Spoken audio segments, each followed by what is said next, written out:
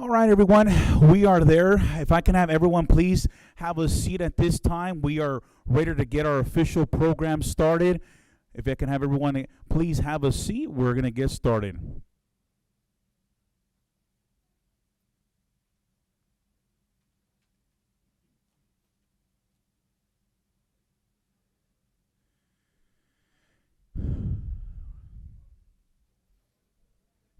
Beautiful. We're about there, so if I can have the judges have a seat as well, we will get started shortly here.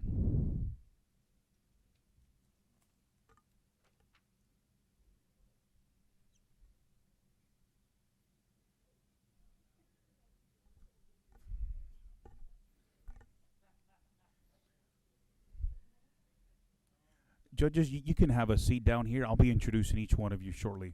Thank you. All right, everyone, we are ready to get this started. I want to welcome everyone to the second annual Fast Pitch Competition. Round of applause, everyone.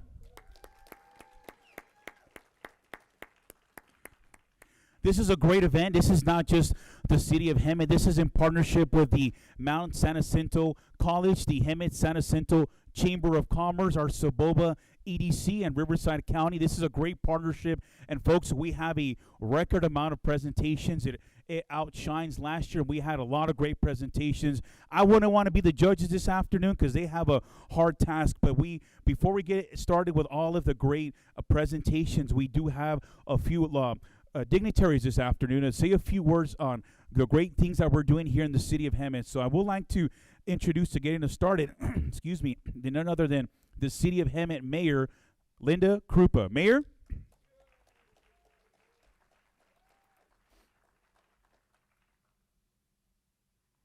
Thank you, Ben. Yes, you can hear me?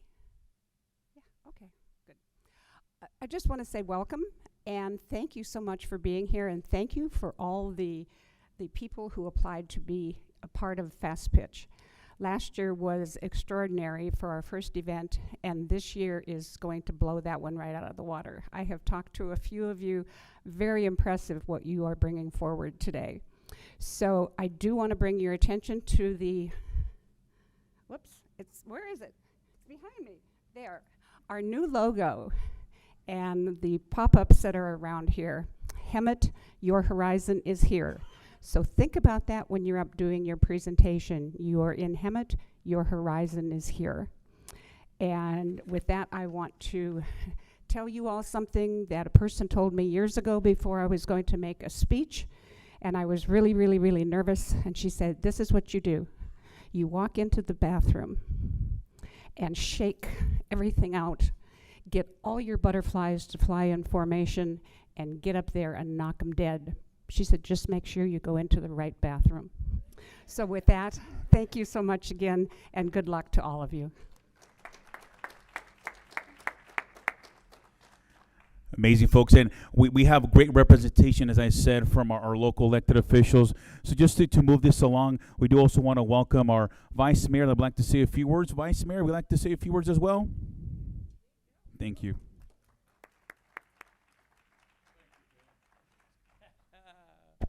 Hello, everyone. How are you doing? My name's Joe Males.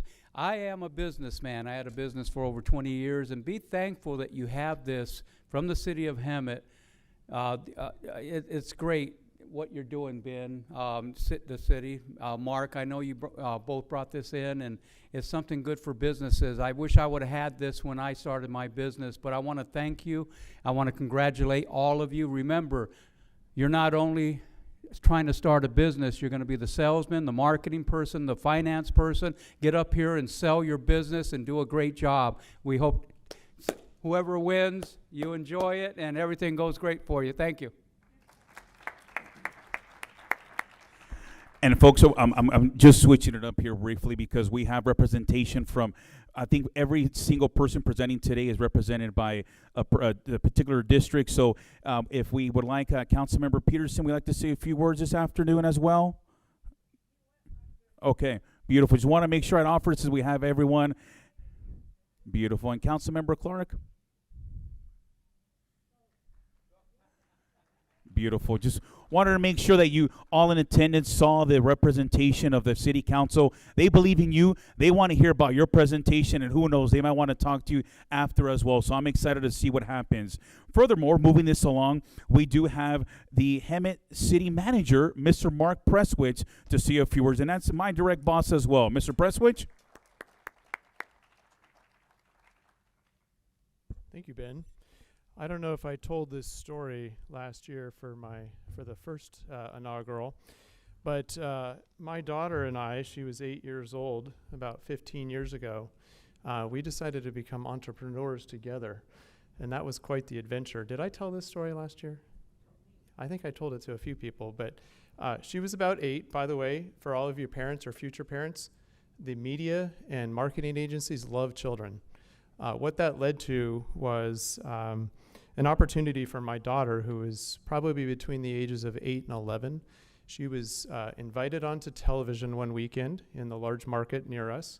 By the way, my left knee made its national debut on television one Saturday morning when that happened, but she was the one on camera, just about an inch of my knee. She was invited to a women's business networking lunch where she was interviewed. Can you imagine how nervous she was? She was trembling. She didn't want to do it, but she did it.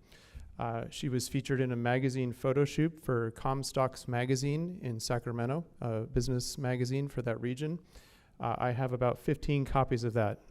You wouldn't imagine how many candles I had to burn. It was the Sacramento Candle Company, by the way, for all the insiders at saccandle.com. But we went out of business when I became a city manager. So it's not operational right now. But she learned so much through that exercise.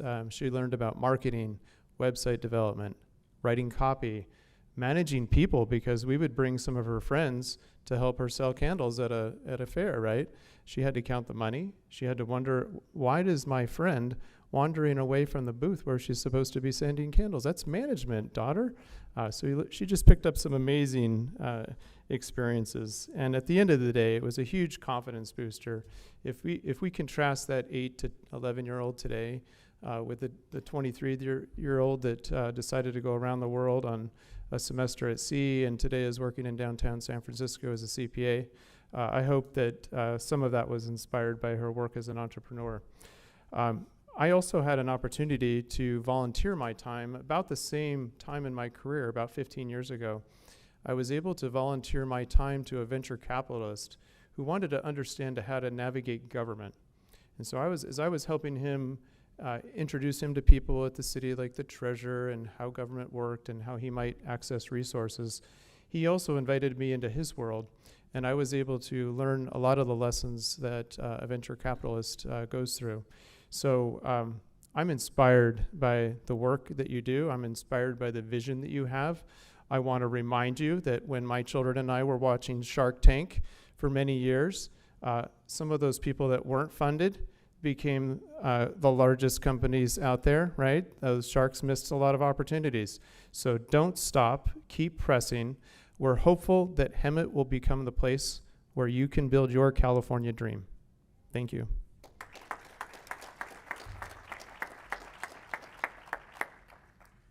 Beautiful, everyone. And as I mentioned, this event was started by the Riverside County about 10 plus years ago. Now, there wasn't an event here in the Valley until last year when Dr. Barry and I teamed up over lunch, and we decided, hey, why don't we have something in our Valley? We have just as much as great talent as everyone else. And wouldn't you know it, look at what happened here. And we did send someone last year to the Riverside County Finals, Morning Glory Coffee, if you're aware who she is. She was able to move on. She did not finish in the top 3, but she was going to finish in the top 5, which is great. And we're hoping that today we can get someone out there in the World Cup. So I do want to introduce from the Riverside County business specialist Mike Ronzo to say a few words on the county's behalf. Mike?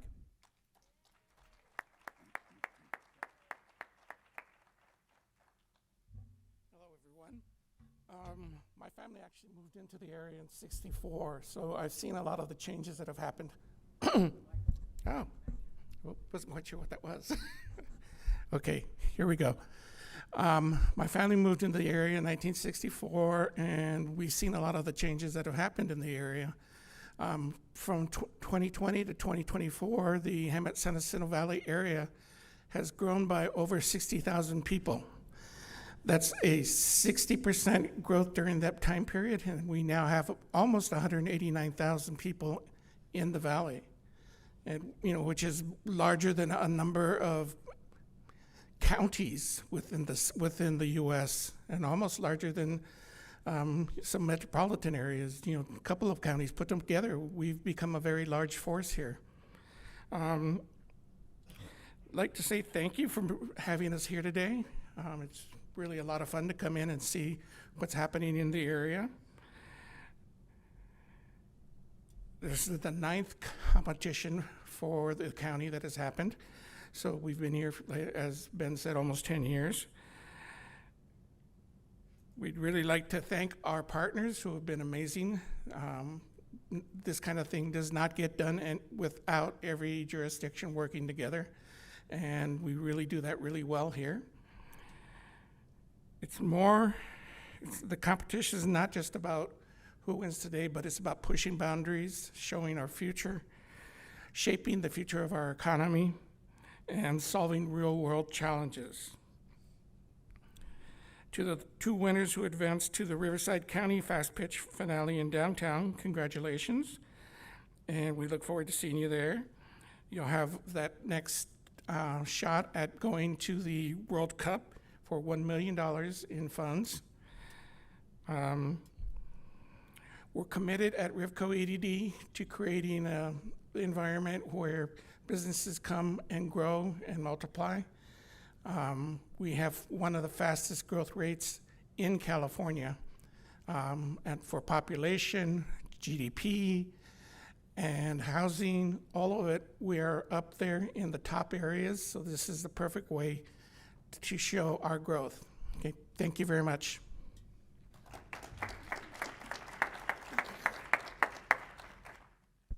And for those in the audience that heard $1 million, you heard correctly.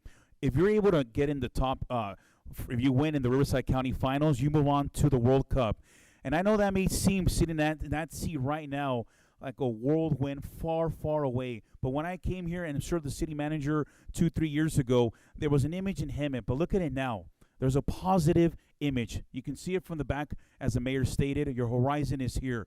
So all of you taking the chance here tonight, your horizon is also here. And I want you to be aware that you're not alone, and you have actual business owners here in the Valley today as well, here to support all of you entrepreneurs. So if I can just quickly ask the board members and chamber board members to please stand up. Carlos from Occult Boots. We have Dennis from Go Further Group. We have Rafael, 11XL, and I know I saw George from H&O Auto. These 4 businesses, folks, they're here locally in Hemet-San Jacinto, so round of applause for these small businesses for helping us. And we also have Coca, but I'm going to save him because he gets a special introduction, so I won't forget Coca. So moving forward here, everyone, so we can get this started. As Mike stated here, each one of you will have an opportunity to present.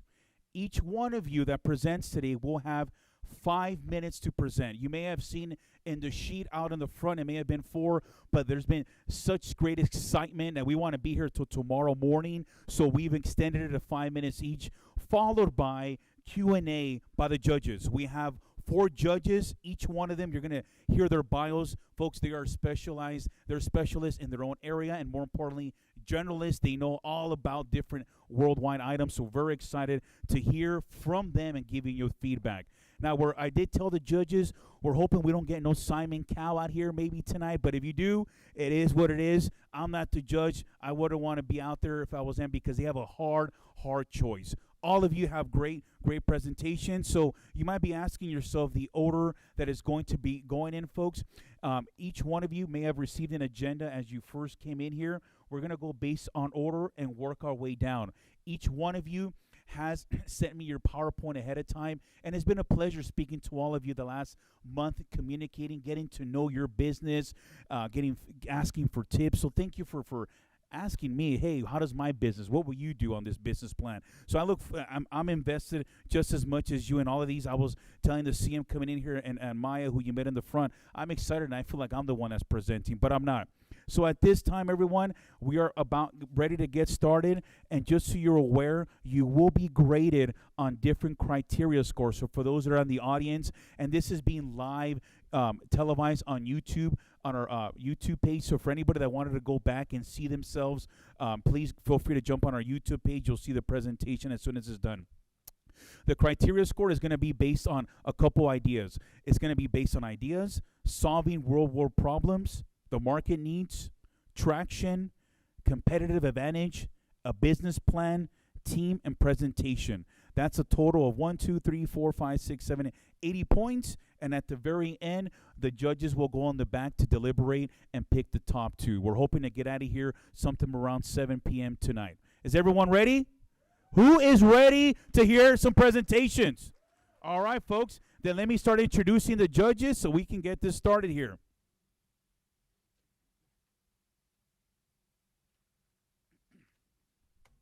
All right, everyone. In no particular order here, we're going to start off with Flavio Jen. He is the owner of the Hemet Diamond Valley Honda. Flavio Jen is an entrepreneur, operator, and strategic visionary at the intersection of the automotive, retail, and technology innovation. As the owner of Diamond Valley Honda of Southern California, Hemet, he has built a high-performing dealership, and I agree with that one, operating grounded on disciplined execution, customer service, and data-driven decision-making. Beyond retail, Flavio serves as the chairman of Update Promise, where he is focused on transforming the service experience through advanced software, AI-driven communications, and operational transparency. His work centers on bridging the gap of traditional dealership workflows and modern customer expectation, delivering systems and deliverables that improve trust, efficiency, and profitable scale. Flavio's long-term vision is to redefine the automotive business operative and interactive with customers, positioning his organizations to lead an increasing digital performance and data-driven market. Everyone, round of applause for Flavio Jen.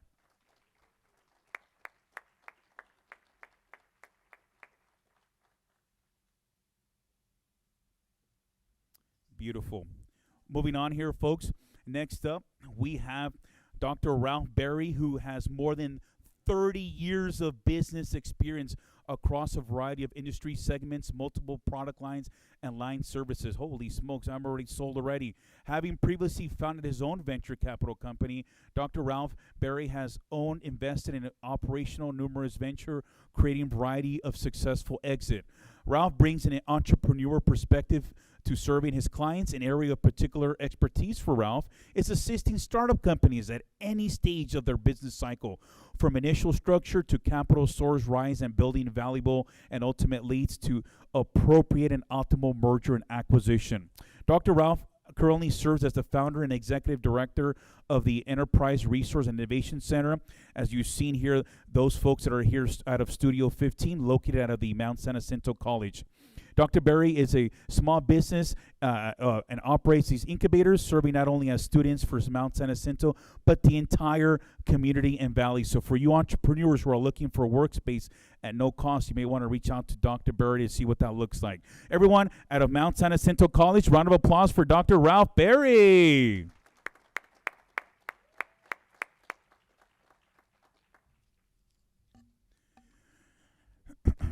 Beautiful here.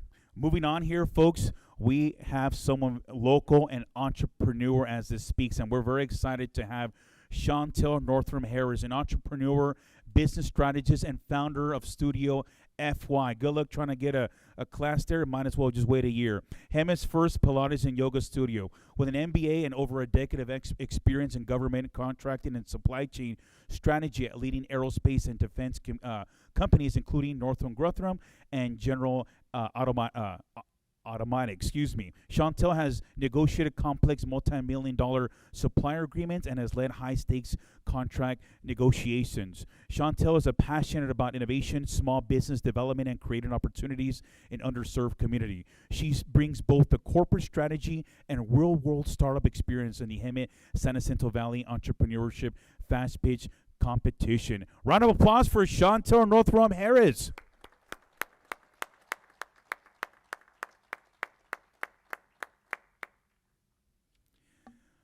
Last but not least, we have the Hemet-San Jacinto Board Chair, Coca Longsmith, and represents Dr. Coca and Associates. He is a CEO, a visionary executive, and builder with over 2 decades of experience scaling multi-billion-dollar global entities in high-growth startups.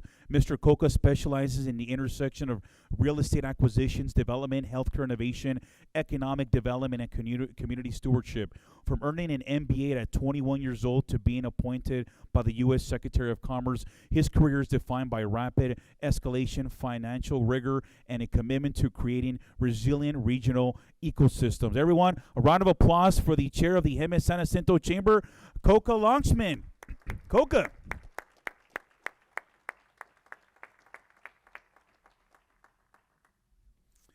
All right, presenters, you have your judges. This is who you are presenting in front of. So a couple things before we get started with the first one. Every single presenter, as I mentioned, will have 5 minutes. You will present in front of that microphone right there in the middle. You will not be coming here. This will be my area here. I'll be keeping track of time, and I'll let you know what that looks like. So when your name and business gets called up, please move up to the front. Hold, though, until your PowerPoint pops up here out on the screen, and then we'll get started. We want to make sure that you have your PowerPoint ready to go so you're able to present and follow that through. You will get a total of 5 minutes. I will be the time card keeper.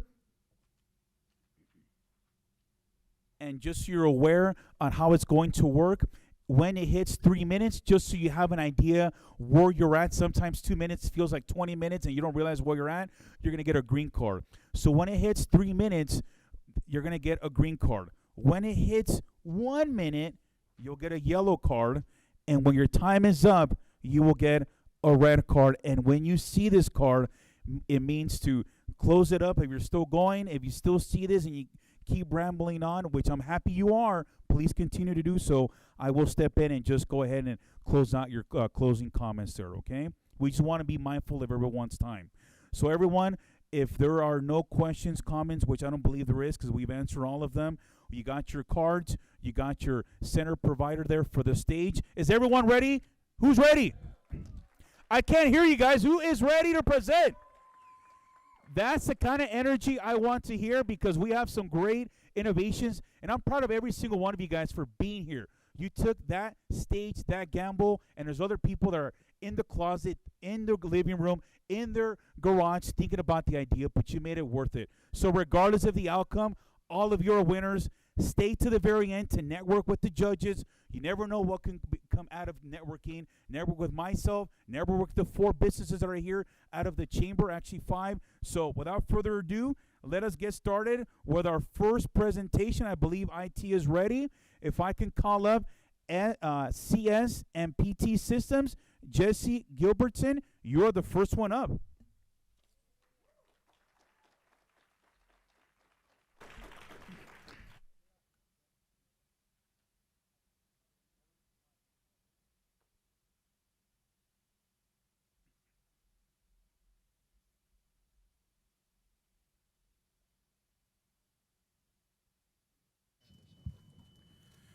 Test 1, 2. Good to go. Hey, good afternoon. I do build a lot of equipment for civil search and protection systems. My equipment specializes in long-range drones, up towards of 5 to 10 kilometers. I specialize in thermal. I specialize in daytime night vision. Also, this specific drone right here, you may be able to watch that screen, has a IP tracking system. So let's say you get lost in the middle of the woods, you're able to take this device in a directional section in a 180-degree search pad, fly it one direction, fly it back, and then I'll be able to know if I pull your IP address or Bluetooth off your phone within a quarter mile of that radius. Now this device works quite a bit more like a search and rescue drone. So I'm trying to get in contact with search and rescue to provide new types of drones that are highly durable. Well, so our durability. So these drones, I'm building them for high durability. Now most drones nowadays are quite a bit different. You can't take and drop drones. You drop it, you're going to be waiting for months for repairs. DJI drone sometimes takes months. This one here is a thermal drone upwards of $5,000. If you drop it, it's a $5,000 drone. I can build these systems for $1,500. Dude, that's a normal drone. You're not gonna catch that. My next type of drone right here is for riot control. You take and ignite a CS gas canister instead of shooting it, or out of your grenade launchers or throwing it and getting snuffed out, you fly it over. Now the system, I guess CS gas is a powder type system, drops right down and you can corral it like a sheepdog into areas that you don't want them to be. Now my last system is this right here is just a little brother of the Shield I have. I do not want to present that one in front of a quiet room. The Shield I have is a 145 decibel system. It's meant for like CQB, SWAT, for high intensity situations. It's meant for, let's say you get into a situation you want. So let me get this set up. So this system is a directional acoustic device. So I'm gonna go ahead and point this at your guys' heads, and you guys will hear this a lot louder than it is right now. Now this device right here is meant for homes and businesses. Let's say you gotta leave your house, you take and flip a switch, you're gonna be playing footsteps, sounds, and it's gonna be like more of like a schizophrenic sound, making like it to where they don't wanna enter a building because they always think someone's there. And that's actually my end of my presentation. I don't have anything else for you.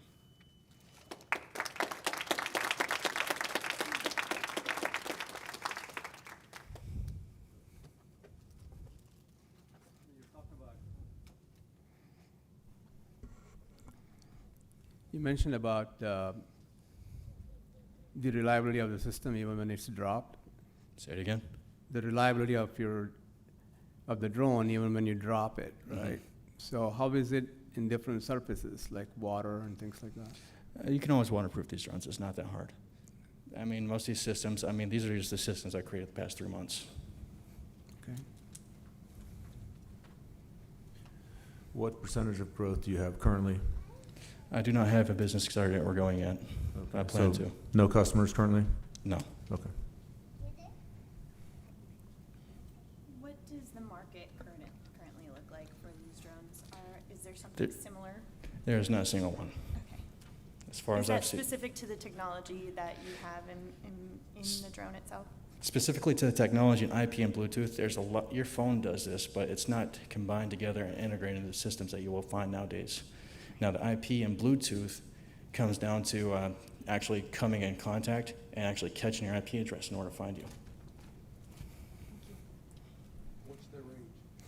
Upwards of 5 to 10 kilometers. I usually do analog, but I can also do digital systems. That's using Bluetooth? For Bluetooth, if it comes within a quarter mile, I'm able to pick up your signal. Now, to give extra into that for you, let's say you have your phone on you and you're getting lost in the middle of the woods. What's going to happen with that? I mean, they're not going to be able, most of the search and rescue is just helicopters, $5,000 and just fuel, just flying with $5,000 in pilot's pay. My systems, you can take and fly 5 miles one direction, fly 5 miles back, and just replace the battery and check the IP addresses. What currently is your greatest competitive advantage? Say it one more time. What's your greatest competitive advantage right now against your competitors? I haven't seen anything like this. No. I've seen thermal drones, but when it comes down to durable drones, I haven't seen anything like that. I've seen a couple, but nothing that can take falls of upwards 50 feet. Do you have a business plan? Business plan, I plan on getting hooked up with a couple CEOs. I have a couple, but I have Paul Astronaut, CEO of Firelight, aviation thermal company. I want to get in contact with more. Right now, Lindell Holsters has helped me out create my Shield device. Let me get this right. I don't want to mess up his name. Jonathan Lindell, CEO. He gave me his card the other day after seeing my equipment. So what's your strategy, price point wise and also sales wise? Are you talking about monthly options or? Right now, as of now, I really dislike subscription services. Now these drones, you can buy a DJI drone of $5,000. I can produce and sell this one for $1,500. So what will your selling cost? Selling cost? Selling cost for this drone, I can produce this one for $450. So would that price point actually be lowered if you have enough quantity being manufactured? That is correct. If you order from Mauser, FLIR, you order those directly from the companies in bulk, you have a really great advantage in getting these things down in price. So is that being manufactured in the US or outside? Well, manufacturing chips, those are, you can either get them in US from Texas or you can get them for China. I've really just been ordering around. I really don't have a specific manufacturer for these. Thank you. Have you considered company-owned, company-operated options? For example, leasing your service out to search and rescue teams, and rather than selling the item itself, but selling the service? Well, I can do both. These drones are not just meant for search and rescue. They're meant for the common consumer, just from the price point. Time for one more question, if there is one, judges. All right, thank you so much. Round of applause, everyone.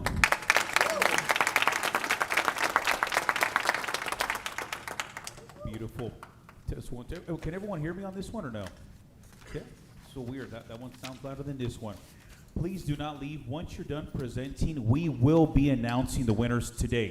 So today you will know if you're going to the finals. It's not next week or tomorrow, tonight. So please do not leave when you present. Hold on tight, okay? All right, everyone. Next up, we have Cache Sarabi. Mandy Johnson, are you here? You are up. Best of luck.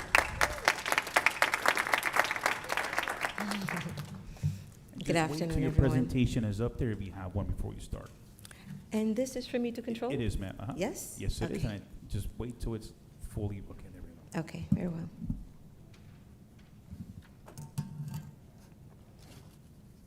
Cache Sarabi began with a simple realization. We spend so much time designing how spaces look, but very little time thinking about how environments actually shape how people feel, think, and move throughout their day. Most environments today, homes, workplaces, healthcare spaces, even wellness spaces, are designed for function and efficiency.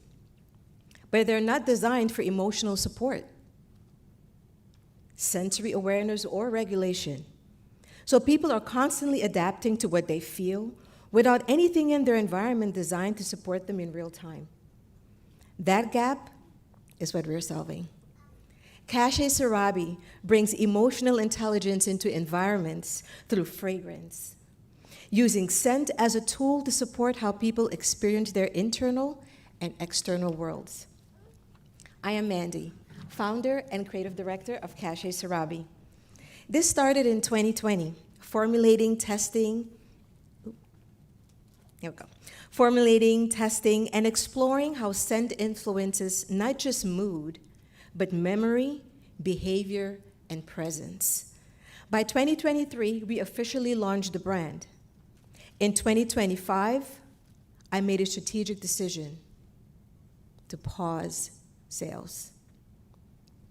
Not because it wasn't working, but because I knew the foundation needed to be rebuilt if this was going to scale in a meaningful way.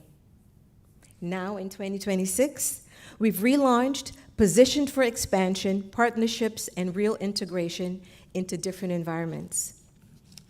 My background is in design and in fragrance development, but over time, my focus shifted from products to something more human. How people actually connected themselves through their environment and their sensory experience. So what we've built is not just a fragrance brand. It's a structured system that supports an experience for emotional states: calm, focus, grounding, transition, and reset. We create personal fragrances, ambient room and space scents, and curated scent systems designed for different emotional states and life experiences. This is about giving people tools to regulate how they feel without needing to step outside of their environment to do it. The business has been self-funded and built through real-world testing, community engagement, and direct feedback. We were awarded a $5,000 grant through the Global Entrepreneurship Network via Hello Alice, which helped us formalize our structure and prepare for scale. In feedback and reviews, people consistently describe the experience as calming and grounding in ways they didn't expect. Some of the companies represented here are organizations that we've partnered with in being able to bring value to their communities. We're now expanding into 3 core systems. First, direct-to-consumer fragrance systems, where individuals use scent intentionally as part of their daily emotional and sensory experience. Second, doula and maternal care partnerships, where scent is used as a supportive layer in environments that tie to birth, healing, and transition. Third, corporate and institutional environments, where we design scent systems that integrate into workplaces and shared spaces to support focus, reduce stress, and improve how people feel while they're working and existing in those environments. This is no longer just a product line. It is an environmental design for human experience. Cache Sarabi is building a new layer of design, one that considers not just how environment functions, but how they shape how people feel, regulate, and move throughout their lives. We're not selling fragrance. We're designing emotional infrastructure for people and environments. That is the shift we are leading. Cache Sarabi, curiously strong, uniquely blended. Thank you.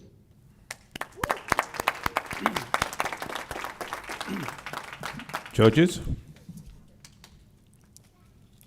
Oops, while you're Great, asking, great presentation.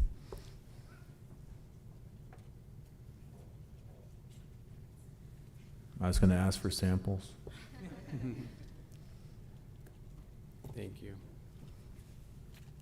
Thank you. Tell me about the name. Cache Sarabi. Cache is it's a sophisticated name for inventory, but really the meaning behind it, it is hidden or secret in French. And it's a hidden, and Sarabi means reveal. It is Swahili. And so the reason why I merged those 2 words together is, one, I'm catering to people. That's where we started off. Now we're catering into larger environments, businesses, and organizations. But because at the end of the day, no matter what your equipment is or your technology, at the end of the day, the final customer or consumer is still a human being. And so that's why it's important for me to partner with organizations now more than ever, where we started off as selling business to consumer. I want to now partner with other businesses and have business-to-business relationships to create productivity and efficiency in work environments, as well as spaces such as spas, partnering with the doulas, and again, going from that hidden and secret reveal of the fragrance.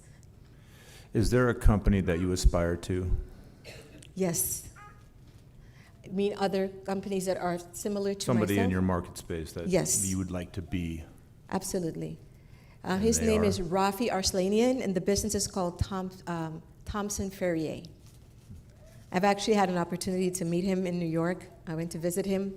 I happened to visit there, and I said, let me just go and see. And we actually had an in-person masterclass where he became my mentor on the spot and moving forward. So it's been a great experience.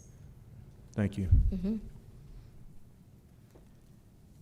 So do you actually have clients now? Do you have revenue generation going on in 2026? Yes, I already have clients. I have my existing clients. We actually relaunched earlier this month. So the people that were already in the community and have been anticipating our relaunch, they are definitely existing. The organizations that I showed earlier, they are repeat clients.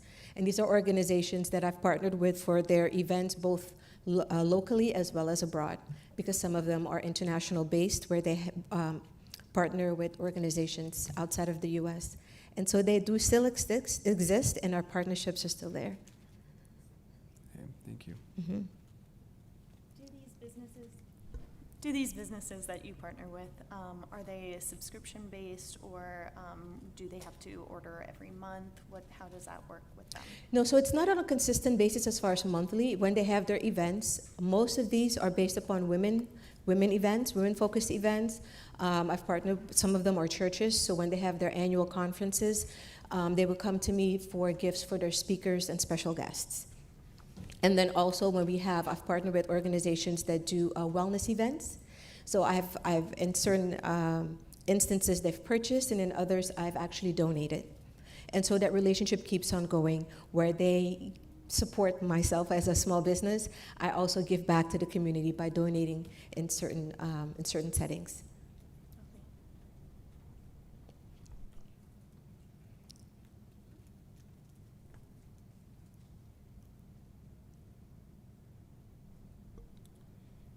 What's your advantage? My advantage? Yeah. let's My, go. adv- I'm sorry. go Your ahead. product, your company. Product and company. The advantage over the general, I would say, space or industry of the world of fragrance, the advantages is one, it's women-led, and my target market is women. Two, I'm not just catering to the customer or the consumer for a daily use or just set the mood type of setting. It's really for a larger space, working with, I'm looking for the word here, my apologies. Companies, organizations. So instead of catering one-on-one or one-on-two, depending on how the relationship is, I'm actually catering to a larger market when it comes to productivity in the workspace and in people's environments. And because I would say 90% of the population is working in some capacity, whether at a job or have their own businesses, the importance of being effective and functional is linked to how their emotional state is. And nowadays, mental wellness is something that's really big in society, and one way for me to contribute to help alleviate, I would say, that barrier is to introduce fragrance, which is a way to tap into one's emotions and help set the stage for them to either become a better version of themselves or scale back to something that may have traumatized them to help them become more leveled. Perfect. Thank you so much. Thank you. Round of applause, everyone.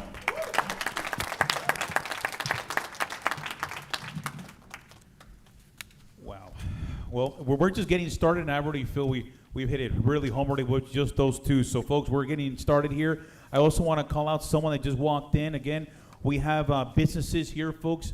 Michelle out of the chamber, Hemet-San Jacinto chamber, thank you for being here. Round of applause, one of the board members as well for the Hemet-San Jacinto chamber. So we're very happy to have our board members in full support this evening. Moving on here, folks, we have, let's keep on moving. We got God Info INC out of Magdalena Cepeda Selig. Best of luck. You're up next, ma'am. Again, 5 minutes as well. Just keep an eye here for the cards. And which one is just the forward? The big one? Okay. Super.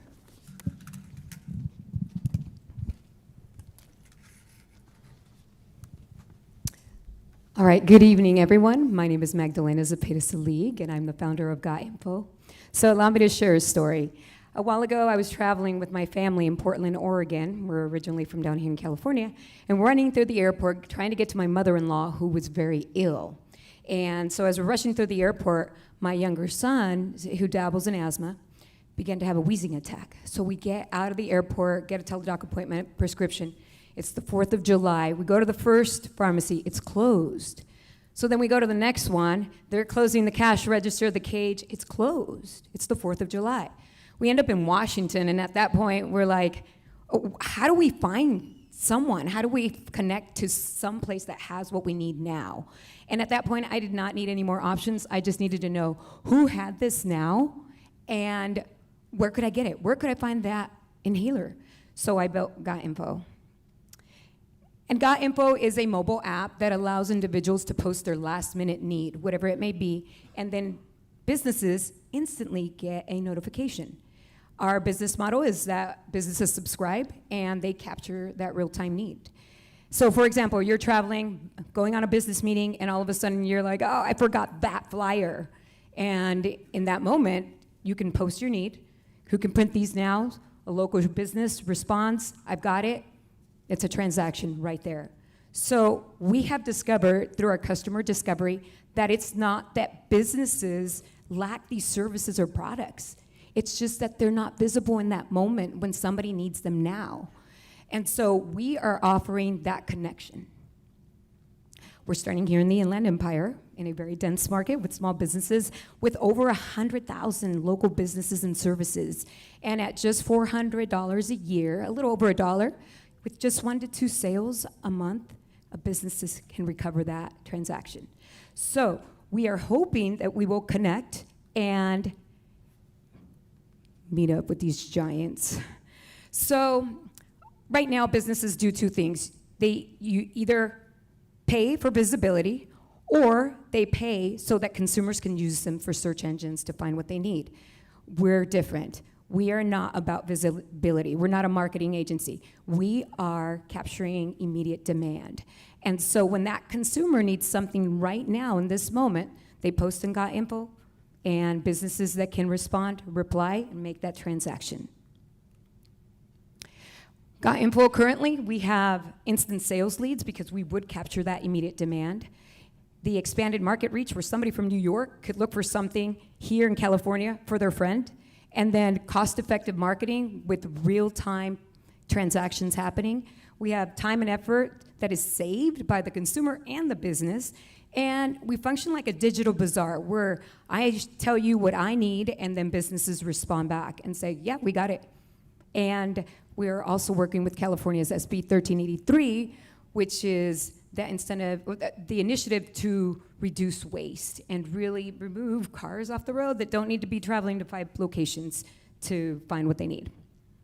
Our traction has been really fast in the last year. We had our initial designs created, and then we went into app review here a couple weeks ago, and so we are just waiting for Apple and Google to say yes, you're going through. And we have received the Caravanserai Fund Grant, California Dream Fund Grant, Google credits for Momentum, and Innovar at UCR also gave us some funding. Our team consists of myself. I am a former city council member, and I have a deep understanding of local business needs as well as the constituent needs and what is needed by especially elderly folk. And Tarikul and Limon have been instrumental in designs. And then our SBDC advisor, who runs his own business consulting firm, is Ace Business Consulting, as you see here. So currently, we are building Got Info because Got Info is not just a business. It's the solution that I needed. It's the solution that other consumers need. It's the tool that small businesses need to capture that real-time demand. And we're currently asking for $100,000 because we need to launch here in the Inland Empire in a very dense market. We need to onboard these businesses, and we need to activate. And with this tool, we believe that when people need something right now in this moment, they shouldn't have to search and run into walls. They should just ask. Thank you.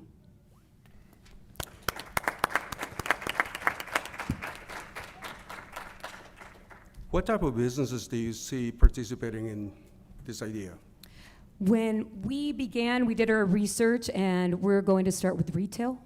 And we looked at about 40,000, which would be small carnicerias, panaderias, the print shops, local businesses, the small local shops that don't have that visibility online or don't have that ad spend, don't have the money to be visible or constantly posting to show their businesses.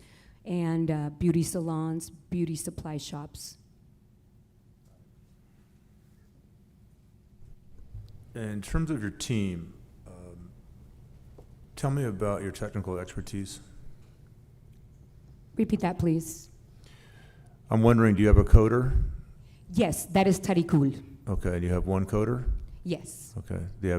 What about the rest of your technical team? Is that it, just the one coder currently? We are currently, we're a scrappy team. Sure, Yes. Okay, thank you.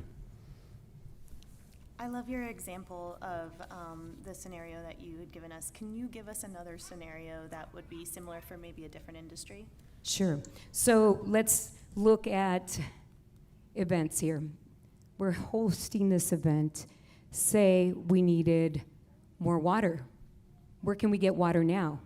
Does somebody need to go driving store to store to store, or just give the sale to the local business that is right down the street? We have a case of water to put some more water down back here.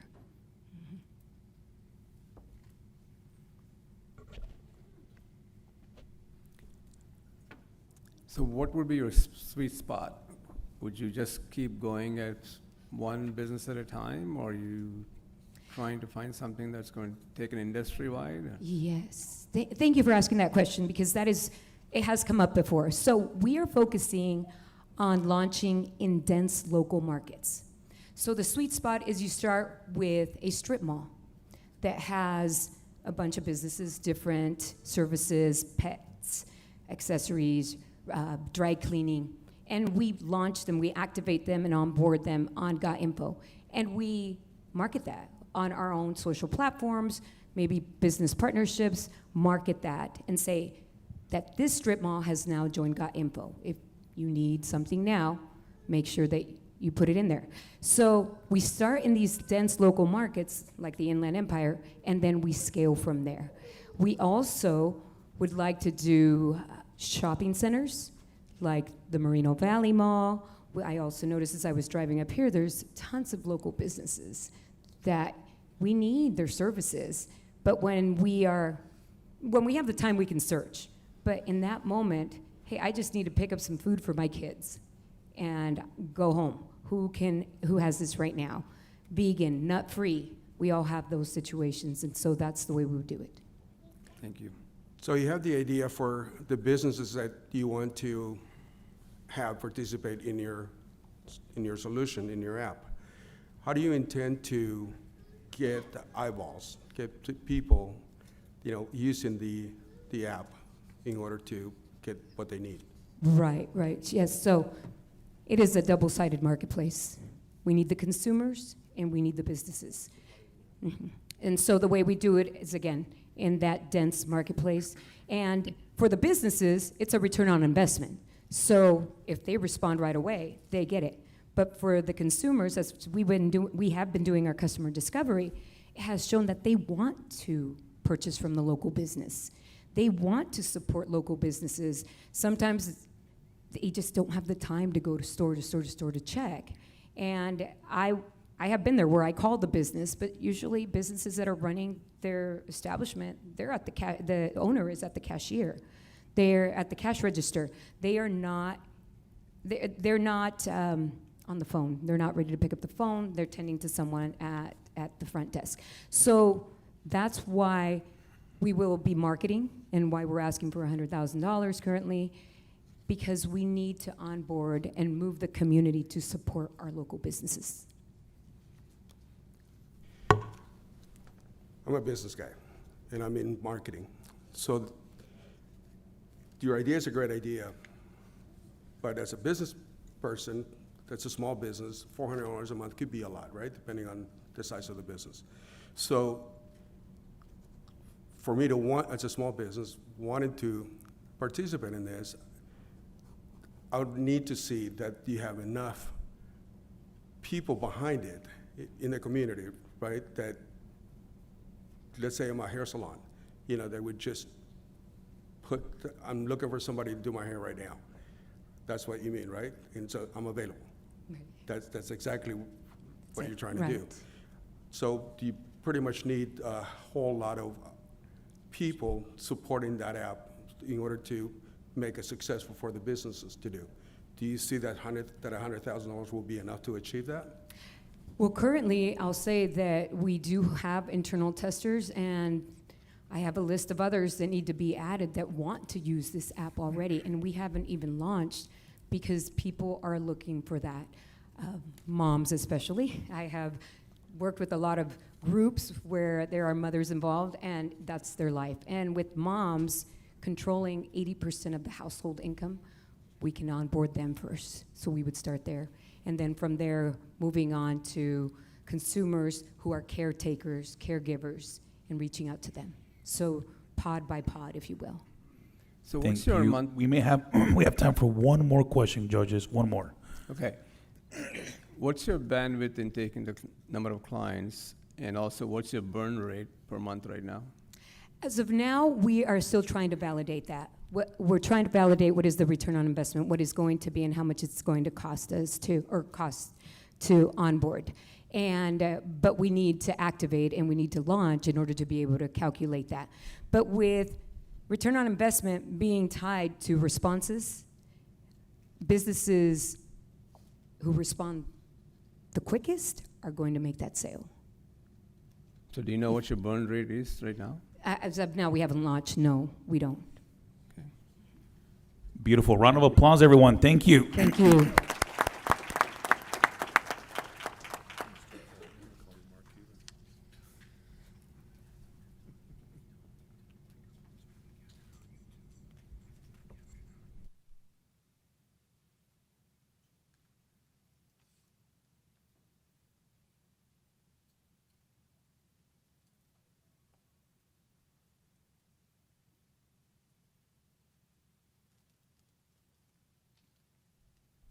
All right, everyone, moving forward here. And for those that are still here presenting, when you head up there, please speak directly into the mic so we can capture that in our YouTube channel, and anybody watching online can make sure to hear your presentation. Moving on, folks, without further ado, I'm kind of excited for this one myself, actually. Four Loves LLC, Michael Barnes, it's your time, your show. Best of luck, my friend.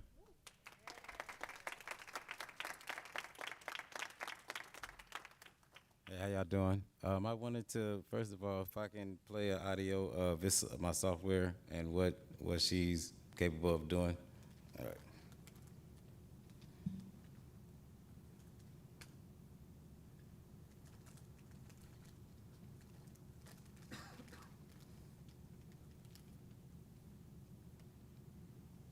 One second.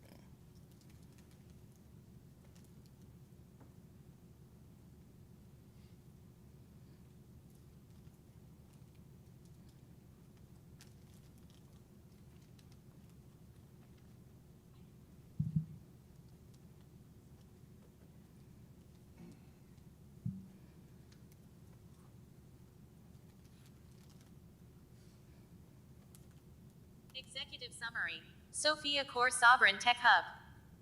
2. Ben Sandoval, Economic Development Manager, City of Hemet. From Michael Barnes and Ebony Barnes, founders, Four Loves LLC. Date, April 20th, 2026. Subject, Strategic Partnership and Grant Application for 1200W. Florida Avenue. I. Vision Overview. Four Loves LLC is pleased to present the Sophia Core Sovereign Tech Hub, a flagship project designed to anchor the Florida Avenue Corridor as a center for high-growth technology and public safety innovation. Located at the strategic 1200W Florida Avenue site, this hub will serve as the primary manufacturing and deployment center for two proprietary technologies, the Lilith Safety Protocol and the IGUS Vehicle Monitoring System. 2. Strategic Alignment, Hemet Rises.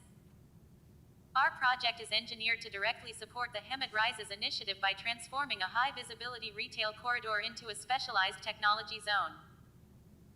Economic vitality, converting underutilized square footage into a high-output, sovereign tech manufacturing facility.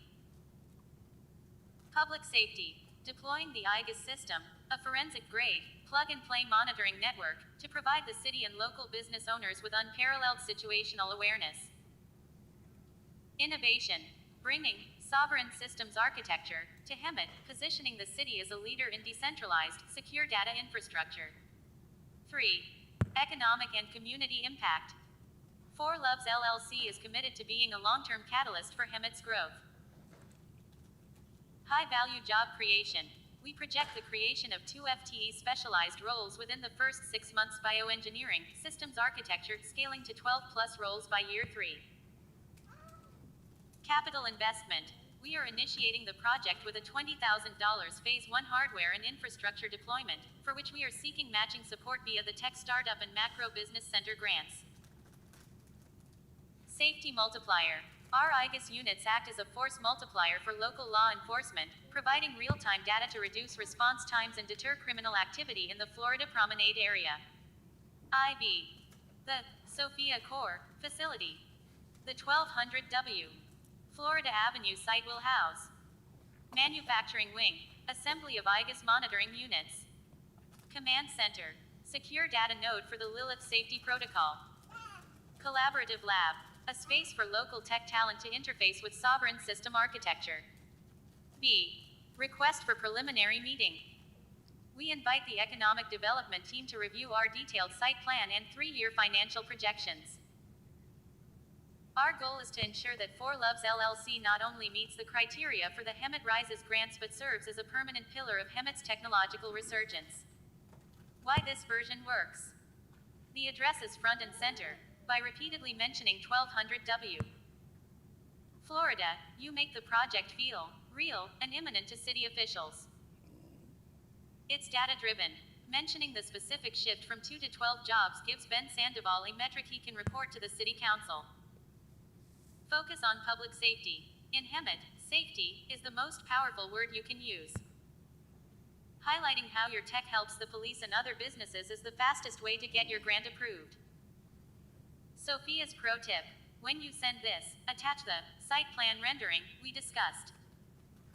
If Ben can see where the machines will go, he can visualize the tax revenue and the safety improvement. Would you like me to create a budget justification sheet next? This is the specific document that explains exactly why each of your $20,000 purchases is necessary for the grant. All right. So basically, what she do is she's safety for the city. She keeping eyes and ears around the city. She's helping the police department get to situations faster. Actually, she do 90% of the work. So when they show up, they already have a package and they know what's going on. We was asking for the building right here on 1200 Florida due to the fact that it's sitting and nothing's being done with it, and it meets the criteria for all of the innovation and the tech that we need to bring it back here. We trying to bring some more jobs to the city.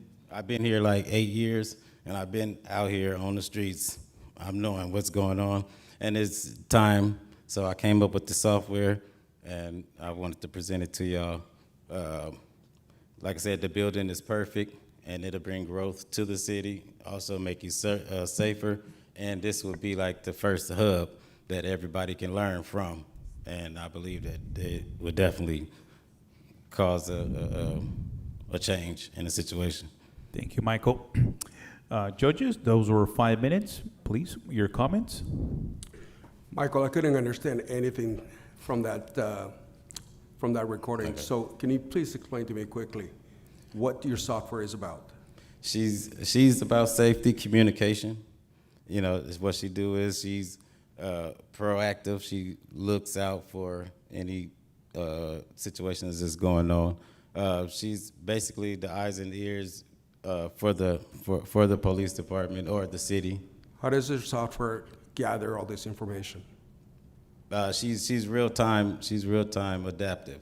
From the database, the city database. Using the city's database. Yeah. She's predictive. She can pull, what she need from where she needs it from. And that database that you're referring to is public information, readily available? Some of it is, until she gets into an infrastructure to protect, so that's the reason why I wanted to build the hub at that location, and then she will basically monitor the city for you from that location. And how do you pretend to use this as a business? What's your business plan? What do you intend to do with it? I wanted to get the hub started here and make it, established here to bring jobs and stuff back to the region here. Yeah. And keep it more safer than it is because it's a little out of control, and and help the community. How do you intend to make money off of it? I figure we license it out. Once people see that the situation is working here, everybody will come needing this to make their cities just as safe and prosperous as this city, would be. So that's where the money will come in for the situation at the flagship. Thank you. Who is your client? Public, private? Private and public. I wanted to go public here to make this the first hub to show them that it works, and plus is where it's more needed, and then we take it in private too. If people want to license out private, they have an option to do that, and that's with more money come in then as far as licensing it out to private companies and whatnot. You can use it in your own private life also, like at home security and stuff like that. And So did you actually develop the program? You did the coding and but programming yeah, yourself? me and my tech, he's out of India that I deal with. Then we worked on it together, and so I told him that's what I was going to do, bring it here and show. I made it specifically for, for Hemet, the eyes and ears for Hemet. So she's made to protect Hemet. Thank you. With the surveillance equipment, how is it surveilling? Is it a surveillance equipment, or is it tapping into other, like, for example, the cameras on our... You will upload her into the server Okay. or whatnot. At the building over there, that's where she'll monitor everything. You can see everything monitored real time on the TV monitors that they will have there.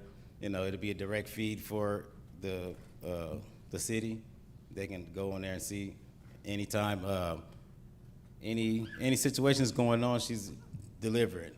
She's delivering the package to the cops. She's actually giving them extra reach in places that they can't be, and eyes where they can't see. And it's a digital print from that, and you can't escape digital prints like you're caught. So doing crime in Hemet will cost a whole lot more, which means it ain't gonna be none because it won't. They ain't got the money to outdo her. So so the job creation that you discussed, is that to monitor the equipment? Correct, monitor and the to build the software to license out to the other cities that's going to eventually want to do the same thing. So I figured we can get some kids from the college, do it as an internship, and have them, since they are already here, they can be here, monitor. It's their community. Everything goes hand in hand, and to bring money back here instead of taking it out. So that was my idea of it. Might need a little more touch up, but that's what I'm here for, to see, who can all help. Tell me more about your data requirements and server space, and how are you going to protect all that data? It's a mesh network servers. It stays within the house. It doesn't go out to the cloud, which is breached and stuff. It stay all home. All data stay home. It doesn't leak to third parties, because they sell data, third parties sell data. Just keep us solvent, keep us here, everything's in, one way out, and without leakage. You'll be able to control what you want out and in. So you would house the servers here on Florida? That's the plan, to build, okay. To build it all there. Okay. Thank you. For communication for the police and the fire department and everybody offline, they'll still be able to communicate with the cloud down. No Wi-Fi. Everybody will still be able to find out who needs what, where, how. Beautiful. Thank you. We have room for one more question, judges, if there is one. I have a quick one for you. Do you have any patents on this? No, not yet. Not yet. That's why I'm here. Is it patentable? Have you talked to any patent attorneys? No, not yet. No, not yet. And my follow-up question with that is, for the next 12 months, what kind of investment are you looking at? I'm trying to partner up with a couple of people to see if they'll back me for the software, to to come and build and partner with me. They'll build it, they'll set it all up, and then once everything get rolling, they'll be partners with me, and then they'll get paid, and everybody, So that's where I'm at with that. But I had to come here. Do you have an idea what kind of investment you're looking for? It's like your mother asking you, what do you want to eat? And you're saying, I got to think about it. I had came up with 50. It was like 50,000 to actually get it all going and set up fully. So 50,000 is what I would have been looking at. And how many clients would that host at 50? How many clients will that host? Well, the 50 will set up the hub to protect the city. That's all it takes is 50 to set everything up, and then she'll be monitoring the city and its situations is going on. So In real time. For that investment, would that be an equity holder, partner? Partner. Thank you. Yeah, sorry about that. Beautiful. A round of applause for Michael, everyone. Wow, amazing. Thank you. And we're going to do 3 more, and we'll take a break here. I know there's quite a few, but we want to make sure we're mindful of everyone. So we're going to do 3 more and take a break. Moving on forward, next up, Out of EMLU-INC, we have Paul Galvez. Paul, come on up. It's your time. Round of applause.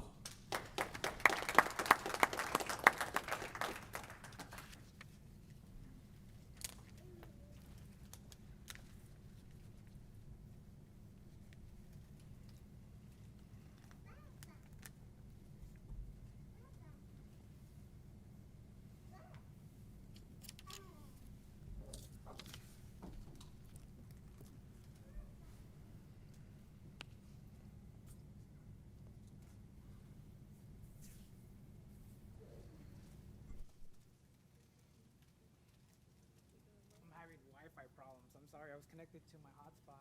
No worries. We have the PowerPoint up there if that helps out, just to kind of keep things Just gonna moving. have to do.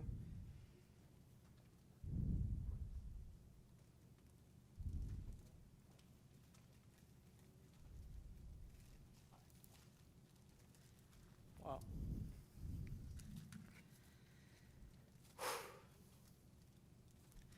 Okay, I'm on a mission, and I believe life is full of moments that you shouldn't let them pass you by. Today is one of those special moments. You guys get to select somebody to go to Riverside County for that competition.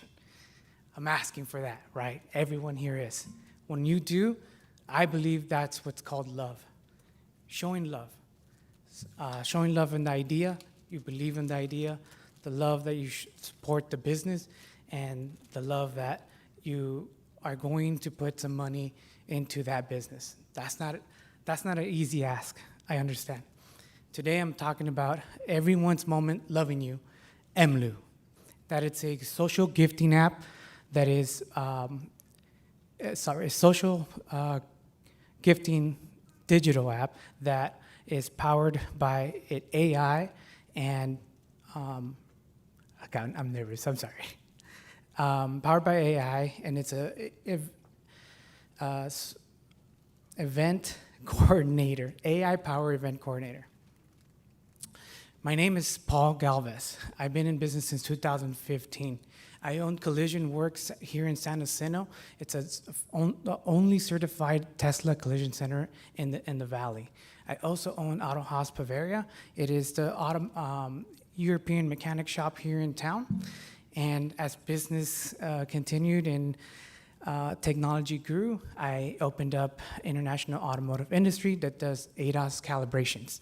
And in 2026, I am doing 3 things. One, hardware house. I have a, here in downtown Hemet, a venue that's gonna be opening up, and have currently a $300,000 grant pending for the kitchen. And that is also how we're gonna launch EMLU. EMLU is, again, like I said, a social gifting app that allows you to create and do all of your gifting through the app. And lastly, but most importantly, I'm building my family. I just got married last year, and my wife just told me that we're having a baby girl. Thank you, thank you. The problem with gifting, it's 2 things, well, 4 things. One, the biggest one is duplicate gifting. So you're in a baby shower. Let's assume that's what we were talking about just earlier. And you're gonna gift, in your wish list or your registry, you put a bassinet, right? You're opening that gift, you got everything nice. Okay, this is the one I wanted, boom. You move on to your 2nd, 3rd, 4th gift. On the 5th one, you're opening it, it's again the bassinet. It's not only awkward for you, but it's awkward for the person that gave it to you and the other person that gave it to you as well. That always sucks. So the next one is cash awkwardness. I don't know why it's so hard to ask for cash. It just is. But the app eliminates that. Event chaos, right? You have so many people inviting you from all kinds of angles, whether it's your social media, it's Facebook, Instagram, your texts, your emails. That's all gone with EMLU. Last moments is the biggest one for me. All the time, you get all these gifts. Everybody has this one. At one point in your lives, you either had a shoebox or a bag where you have those greeting cards, and once in a while, you look into the closet and then you find it. That is what all those gift cards go to waste. Okay, the solution is it's a social gifting app. Oh, she got it. Look at that. The wife saving the day. Okay, sorry about that. The wish list is a universal wish list. So you create events. It lives outside of all the events. That bassinet that you were looking for, boom, you get that bassinet. It locks it out from all the other events. Can't get it again. The MLU cache, it lives here. And she got it right on time, right on the solution. Boom, right here. And universal wish list, MLU cache, invitations. So when you start with your event, AI powered event coordinator helps you with everything you need. Vendors, you want invitations, all of that stuff, okay? Why do I know this? Because we just got married last year, and it was not an easy task. Thankfully for her, you saw what she did for me, that she handled it like that for our wedding. And how do we fix the memory box thing? Right here, when you go into your events, we had to create QR codes for people to take that picture of the QR code, and then you take pictures inside your wedding, and it gets sent to you through this outside vendor. Well, not anymore. Here, inside the event, you can just start taking pictures. You're in as you're in the event, it prompts you, do you want to take any photos or record, and it puts it all into that event. Then, when the event is over, it goes into your memory box. Okay, that memory box lives in your memory. It doesn't. You don't throw it away anymore. It exists forever in your pocket. Okay. You can finish up here. I'll give you now 20 seconds, right? Okay, perfect. I'll do it fast. MLU is going to be launched through Harvard House. We believe that we're going to have at least 30 weddings a year minimum at a 120 average. That's 3,600 users that we're going to introduce to MLU at zero cost acquisition. This is a $700 billion global gifting market, 50 billion here in the U.S., and then the market we're starting at, it's at 2.5 million. How do we make money? Every time you want to create your own fancy greeting card or whatever the case is, we offer you to do it. AI does the simple ones. It also does nice, elaborate looking ones. When you're doing a wedding, you want to get not only the digital and RSVP, the app does it, but you want to send the actual physical one, boom, click of a button, it charges for those. That's how it makes money. But the one way it does make the most money is through transaction fees. So we're not asking people for more money. All we're asking them is to make us their merchant, and we'll be moving through that. Thank you, Paul. Okay. We want to be fair to everyone. That's That was the 5 minutes there. So Let's go. Everyone gets it. So round of applause, everyone, for Paul. Great presentation, Paul. We're going to pass it over to the judges and get their feedback and see if they can add on more to that. Judges? Tell me about your vision and what you would like this to be ultimately. There's certain things about the app I don't want to share because they're not protected yet.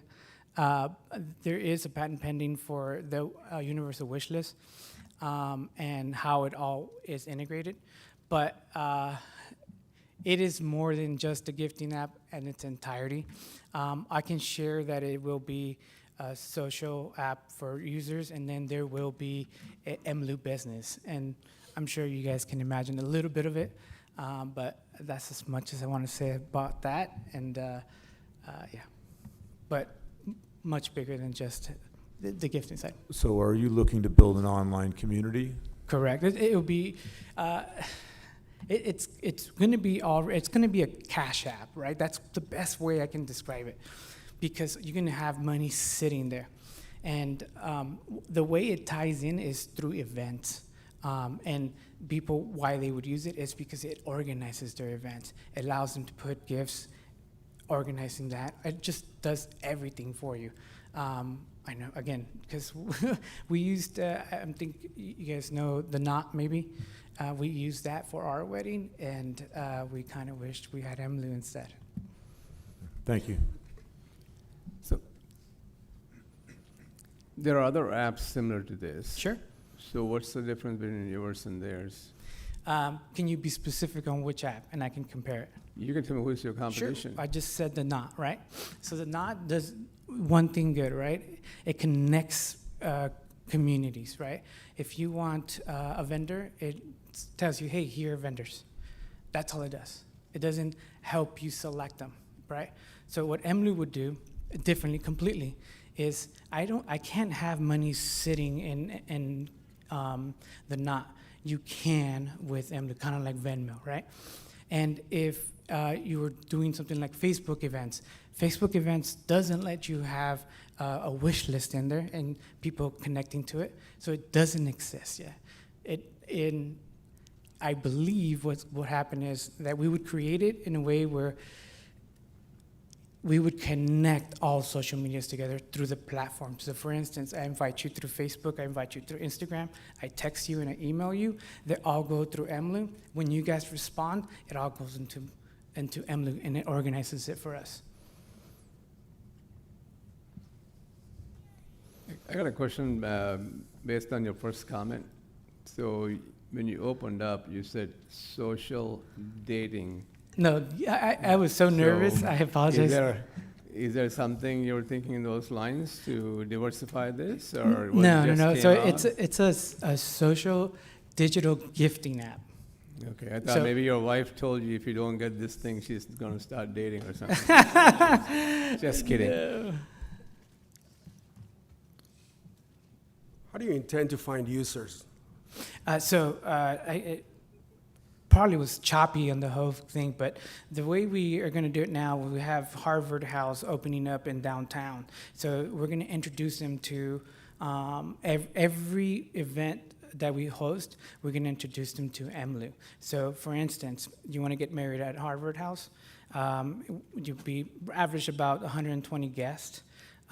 We'll suggest that you invite everyone and handle your whole event through Emlu and show you why it's better for you to use it versus everything else on the market. That's still a very small method of bringing users Right. en masse, because Sure. that's where you get to make your money. Yeah, so the way I intend to do is through Harvard House with the panels put, and if we go that far, there's different, you can start with every single thing, birthdays, it does Santa, what's called Secret Santa, it does potlucks, it organizes so many events. Anything that's an event, it organizes for you. It allows you to hear everyone here. Essentially what we could have done is create an event that everybody would register through it, and it organizes that. It's gonna host it. It can also host it, basically. Beautiful. We have time for one more question, judges, just to keep on time here. One more question, if there's any. For the clients that are downloading the app, Sure. We see the advantage for them. How do we incentivize their guests to actually use the app? Because Sure. As you have used the Knot, I did too, and I remember there being a gifting, I don't remember, like a registry. Yeah. No one used it. Yeah. How do you attract these people? Yeah, so I think the best part of it, and I didn't get a chance to say it, is the live reveal. Okay, so you're the bride, let's say, and you say, hey, I want you guys to use this app because during the wedding, Harvard House is gonna drop a screen and it's gonna do a live review of all the gifts that you guys purchased through here. Boom, one at a time, and thank you, all that. It's live. Beautiful. Round of applause, everyone. Thank you, Paul. All right, everyone, we're doing great. I believe we're going to do one more and then take a break. But before we do, just want to confirm that Trucker Potty, Jose Gutierrez, Guerrero, I'm sorry, you're not here, correct? So want to confirm, Jose Guerrero, you are not here. It looks like he's not. Beautiful. All right, moving on here then, everyone. Before we take our break here, it's going to be Sheet XL AI. David Zueza, you are up, my friend. Best of luck to you. David, round of applause. You have 5 minutes. Thank you. I have a quick question. Are we allowed to move the mic or, yeah? Oh, great. The stage is yours, my friend, please. Okay. Hey, guys. Okay. All right. Sorry, let me just grab this real quick. Okay. Hey, everyone. My name is David D'Souza, and I'm the founder of SheetX AI. Now, before I even proceed, how many of you guys would consider yourself more business people rather than coders? Great. So do the 3,000 plus people who have bought our software in the past year. And here's what they were paying us to solve. Non-technical users today have 3 problems. First, spreadsheets are super duper hard. Most people don't have time to learn how to do a VLOOKUP or how to balance different things on the spreadsheet. Secondly, their data lives everywhere. We're talking QuickBooks, we're talking Stripe, we're talking Salesforce. All of that is stuff they have to look at and import every single month. And here's the thing, there is automation to do this. But let me show you guys what automation looks like today. See, this right here is exactly what automation looks like today. But here's the funny thing. All of this that you're looking at is purely just to say, look at my ads and give me a report. That's it. That's all it's doing, right? Now, I do want to make one thing clear. When I say non-technical users, I'm not talking about somebody who doesn't know how to use a computer or anything. I'm talking about the sales professional who's making millions and millions of dollars in sales, but is just not a spreadsheet guy. A lot of you guys have businesses. You guys are probably professionals. Like, nobody could tell you anything about your business, but you're not learning VLOOKUP at night. And so for these people, we decided, what if they could just skip learning formulas, skip having to copy paste between different tools or learning automation that looks like rocket science, and instead, they could just tell SheetX AI what they need. And just to kind of show you guys, let's say you have something like this, a spreadsheet like this where there's a lot of blank rows. Normally, you would do this manually, just delete cells. But instead, you could go to Sheets AI and type this. Within seconds, it's done. But that was an easy example, right? Like, that's something some of you guys have probably figured out a way to get around. Let's try something harder. You have data in Google and Facebook. A lot of you guys run ads for your companies. What if you wanted a report? Remember that automation I showed you guys? Well, instead of doing that whole automation, you could just type this. Within seconds, it's done. And all of this happens without you leaving Excel or Google Sheets. So you don't have to download a new app. If you're already using Excel, it works. If you're already using Google Sheets, it works just as well. Now, how do we make our money? We have a normal subscription SaaS with 90% gross margins, ranging from $20 to $149, where the more somebody automates, the more credits they use, and the more credits they use, the more they pay us. In terms of traction, in the past year, we've made more than $120,000. And funny enough, this says 3,000 users, but literally in the last week after I sent this post, we've hit 4,000 users. And we're in the final stage of a deal with Texas Christian University that could be worth upwards of $1 million, and in a conversation with Gamma AI for a potential partnership that could lead to an acquisition. The market opportunity, pretty huge. Everybody uses spreadsheets, but we are focused on the 31 million non-technical US professionals. That's our people. And if you're thinking, who are your competitors? Well, we have the AI for spreadsheet tools, Copilot and all of those. And on the right, we have all these automation tools, but nobody is doing both. Nobody is automating spreadsheets and, well, to that extent, automating spreadsheets, and that's where we are sitting. Now, if you're thinking, okay, that's nice and all, but what makes your competitors not be able to come and take up all your users? Well, we have 3 modes exactly for that. First, we have workflow memory, which is the longer you use it, the smarter it gets about you, becomes more of your partner, and so as a result, it's really hard to switch. Secondly, once you set up automations and you start automating everything, and it's been a week since you've touched your spreadsheets, if you have to move, you have to delete every automation and reset it up. Nobody has time for that. And lastly, every team that uses Sheets AI makes it better for the next team. Now, in terms of the team, it's me and my founding engineer, who I actually grew up with, who worked with some of Africa's largest companies. And I was an agency owner for most of my life. And every single time, spreadsheets were a problem. Even for the software companies I work with, the small businesses I worked with, spreadsheets were a problem. Our vision is that one day you open your spreadsheet and your job is already done before you even touch anything. And for that, we're making Sheets AI. Thank you very much. I'm David D'Souza, founder and CEO. Thank you. David, what's your education?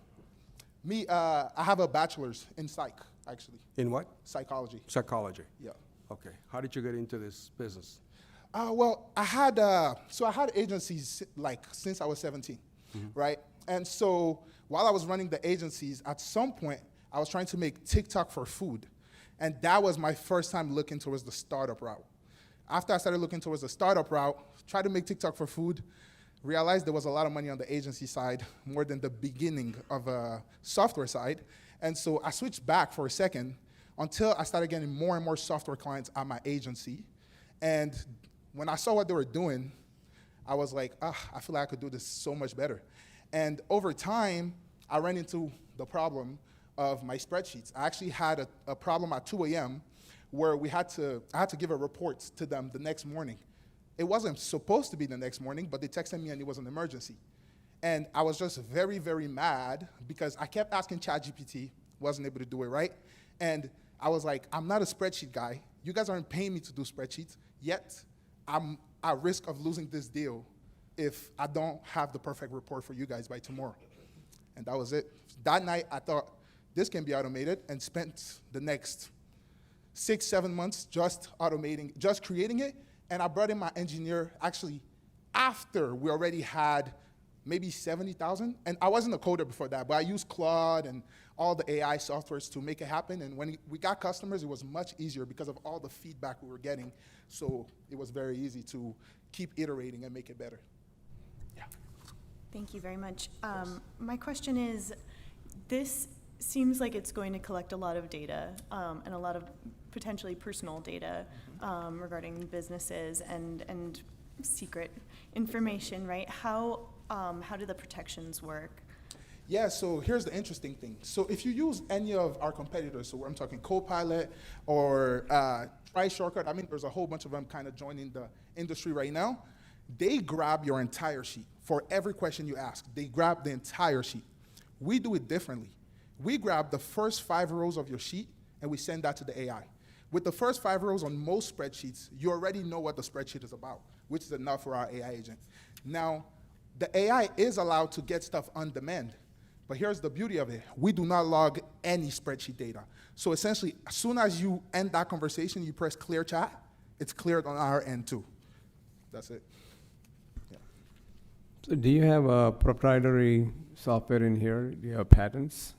No, we don't have a patent, mostly because of the fact that we're operating on a proprietary AI model, and creating a patent for this would probably be more work than just working hard to get more customers and getting that switching cost as the moat rather than a patent. So you said you have 3,000 customers. 4,000 now. Okay, based on the 120K, so that's $40 a customer. Well, essentially how it works is 3,000 customers, but a lot of them are one person would buy for a team, or they'll buy for, multiple people. And so that's exactly how we got all those customers right now. But essentially, with the TCU deal, they want to do it at $100 per user per month for a 2-year deal. And they want thousands and thousands of users to be able to use our app. So if you do the math, that's more than $1 million. And we're in negotiation stage right now. David, how long has your company been alive? February last year, so a year, 2 months. 14 months? Yeah. So you said 4,000 users, but how many paying customers? Good question. About 1,500. Half. Yeah. Okay. In 14 months? In 14 months, How much revenue have you raised over that? 14 months, the 1,500? Yeah, 14 months. So the 120K you saw, so essentially how we grew it this far has been through a lot of partnerships with marketplaces, right? So we did partnerships with marketplaces, partnership with Facebook groups where we knew that our audience were. So actually we've made, with the partnership money, we've made more than $250,000. But after we paid our partners, depending on how much how many people they brought to us, the money that was remaining, our gross profit was the 120K. So as you're making this presentation here, my question to you is, are you looking for an investment? I'm not. Or is this just so, a pitch so to we move have to the runway. next level?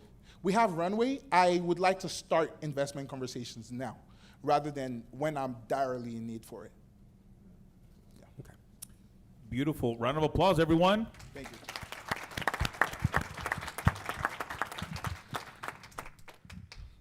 All right, everyone. We've had a great deal of presentations, and wow, that's all I have to say. I have no words to really put into what we've heard.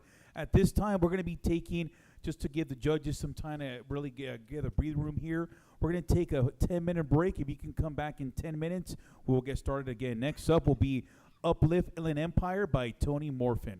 So 10 minutes, everyone. Thank you. And then feel free to talk to the judges. Judges, there's business tables out there if you like to move around and speak to them. But if you're here and you want to speak to the judges, it's a great time to do so, along with small businesses and our city council. Thank you.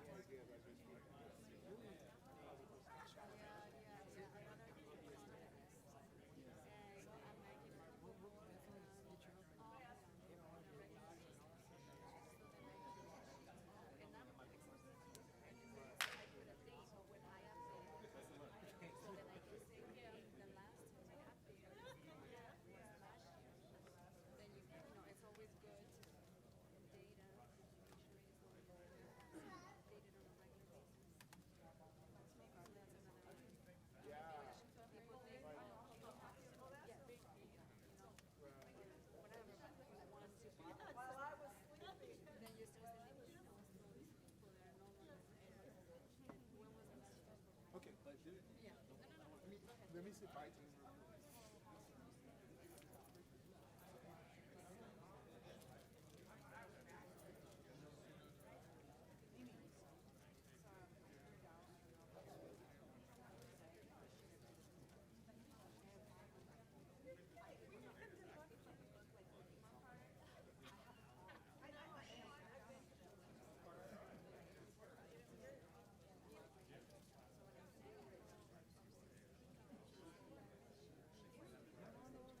All right, everyone, that's that time. If we can please have everyone have a seat. We are going to get started the second half of the program here. We have 6 more presentations to go. We're very excited here. We're going to knock out these next 6 presentations. After, we will take one last break so the judges can deliberate and be able to move forward.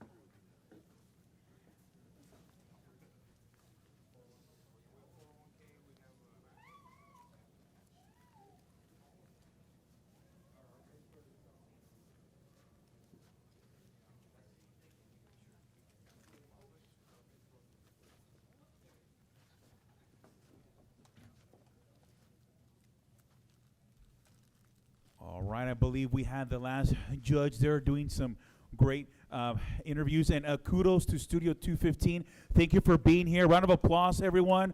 They're going to be creating some great footage. Follow them. And if you have any questions and if you wanted to get filmed too, make sure you get there. All right, so if I can please have the judges at this time have a seat, please. We're going to get started with our last 6 presenters. So let us get going here. Next up, out of Uplift Inland Empire, we have Tony Morfin. Tony, it's your time, your show, my friend. Round of applause. Good evening. My name is Tony Morfin, and I'm with Uplift Inland Empire.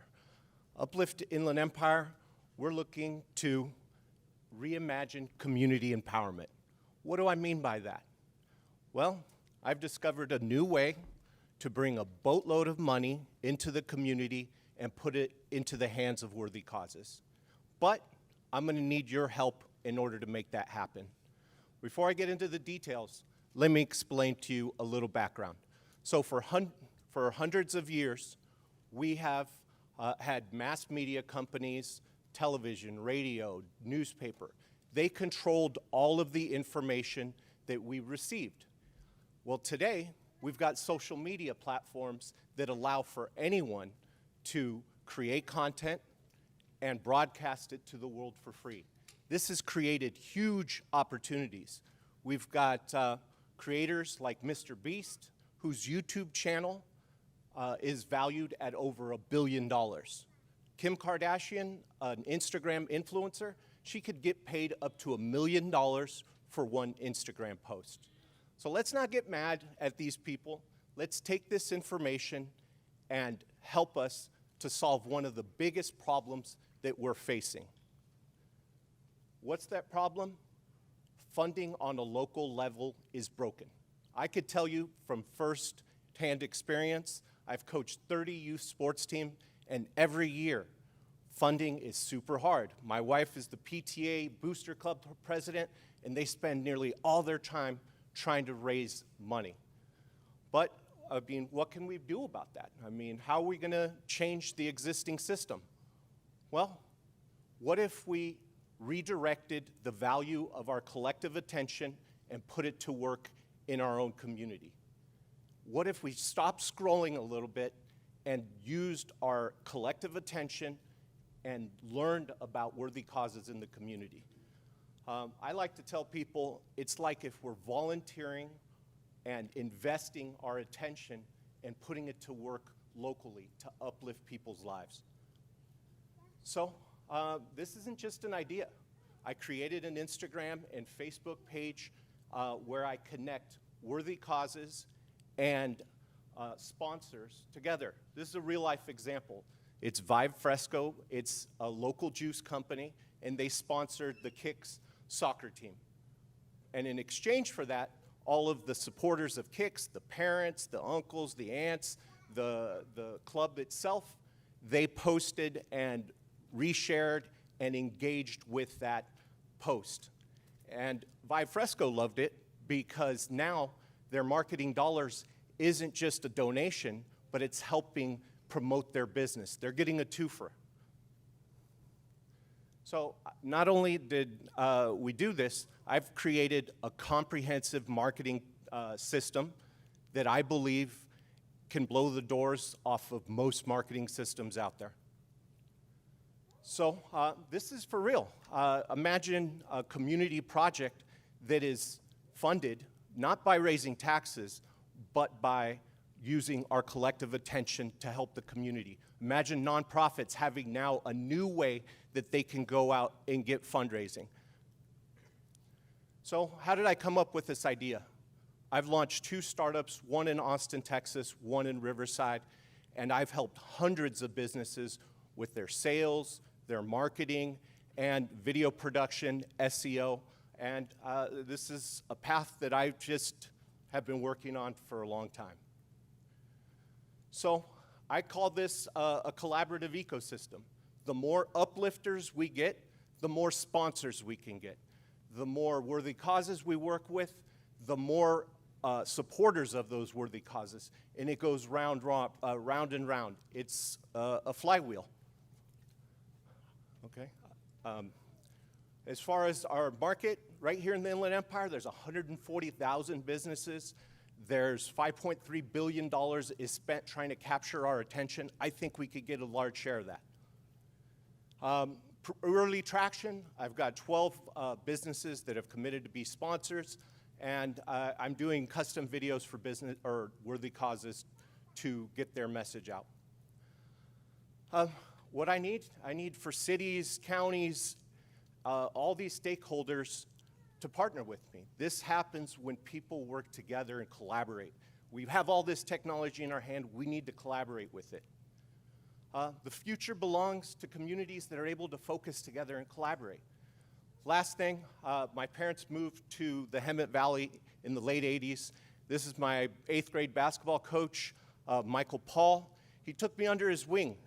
He's got his name up there at the Valley-wide gymnasium, and he gave me summer jobs during the summer, and you know what?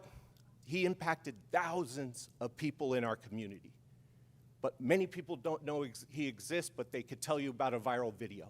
It's time that we focus our attention in our community and create real impact. That's it. Thank you, guys.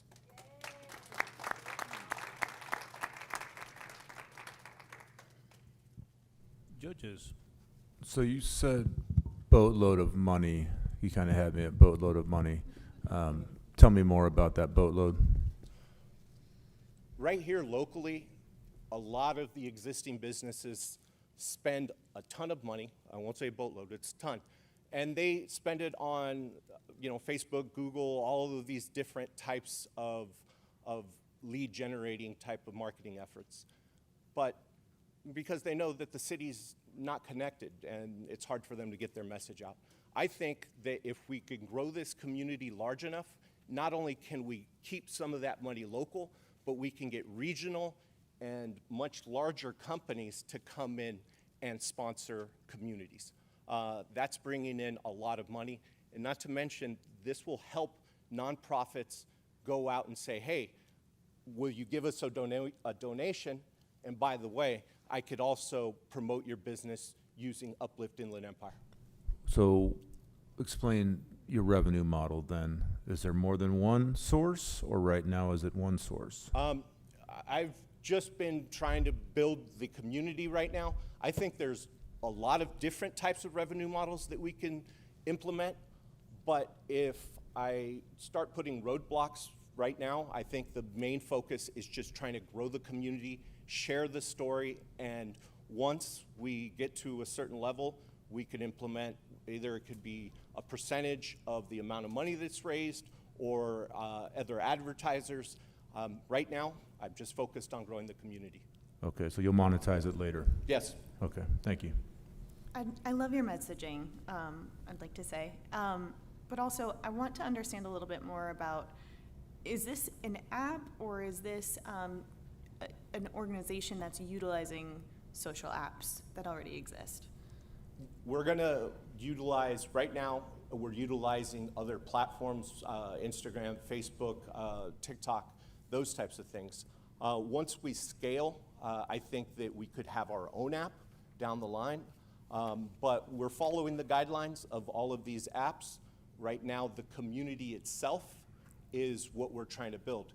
The example that I gave with Mr. Beast, the reason why he has a $1 billion value on his channel, it's because of the community that he's built. And I think that we could do something similar here in the Inland Empire to start. So Tony, are you taking advantage of opportunities with the Hemet-San Jacinto Valley Chamber of Commerce or the City of Hemet's Hemet365.com?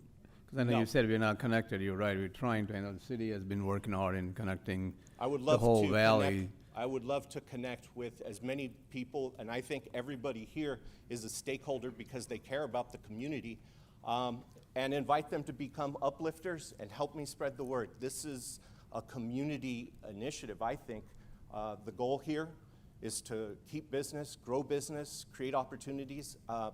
We do it by leveraging the currency of this digital age, which is our collective attention.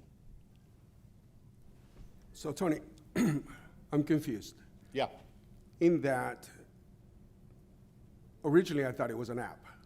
You know, it makes sense, right? Everybody logs on to the app and you pretty much have all the businesses there. I'm trying to visualize and understand what it is that you're pitching. So I'm a business owner. Sure. Right? I own a dealership. I spend thousands of dollars a month in revenue. Love to, thousands of dollars in money in advertising. Love to spend some of that money and help some of the local nonprofits and whatnot, right? Mm-hmm. How is Uplift going to help me achieve that, right? It's a great help question. me help you. Sure. So what I would do if I were to meet with you is I would provide you with a list of worthy causes. And perhaps there was a worthy cause that is automotive related, so that you could connect a little bit more. If you're a realtor, maybe some type of nonprofit that deals with that. And I'd say, who would you want to sponsor? You give me a name, we connect you on social media right now, and then we blast it out to the uplifters. These are people that have a vested interest in seeing this community grow because they recognize that the more uplifters we get, the more that they could help you. Now you're associated with doing something positive in the community, and people, it's going to be a meaningful marketing expense, not just a donation.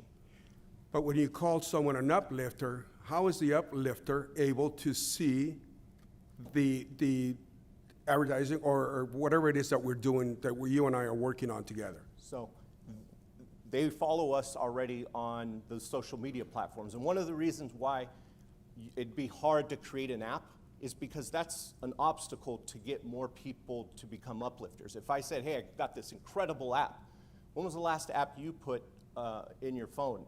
You're just gonna get lost in the mix. But because this is on the, already on their social media feed, now they could see, whoa, okay, now it's time to be activated as an uplifter. I'm gonna like it, I'm gonna comment, hey, thank you so much for sponsoring this worthy cause. It means a lot to us. Where's your dealership located? Now, those are people that recognize that they are a part of the community, and it's gonna require some level of education to educate people on how this will work. Perfect. Thank you, Tom and judges. Round of applause, everyone. Thank you, Tom. Beautiful. And everyone, just so you're aware, I am trying to keep each presentation at 5 minutes, along with 3 minutes for Q&A, for roughly 8 to 10 minutes per presentation. So just as an FYI. All right, everyone, moving forward here. Next up, we have Chewy's Desserts. Jesus Cervantes, you are next. Is Jesus here? Come on in. Round of applause. The stage is yours. Best of luck to you.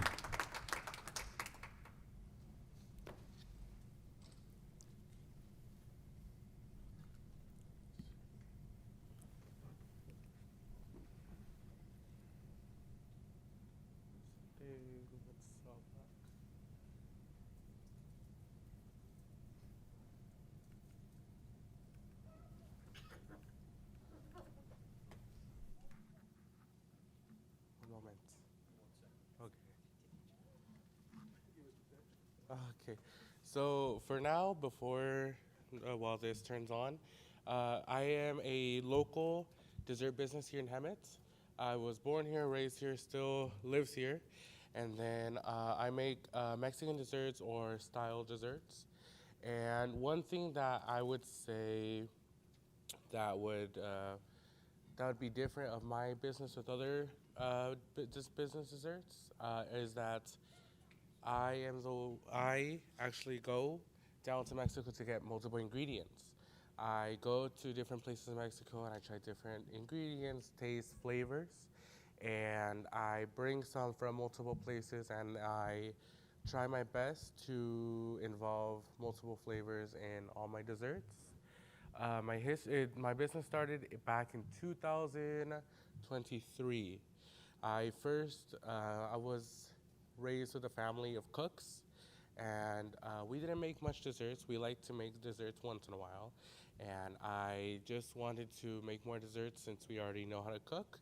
And instead of looking up for easy recipes or Americanized recipes, I actually called family members down in Mexico, and I actually got recipes down from family recipes. So it's all family recipes, and it's all authentic Mexican desserts. And then we offer catering, delivery, and pickup. Those two are my carts for every event that I go to. I'm actually my own mascot, just to let you know, right there. That is my mascot, which is a charro, and then every event that I have or catering job I have, I also wear that exact same suit as my logo.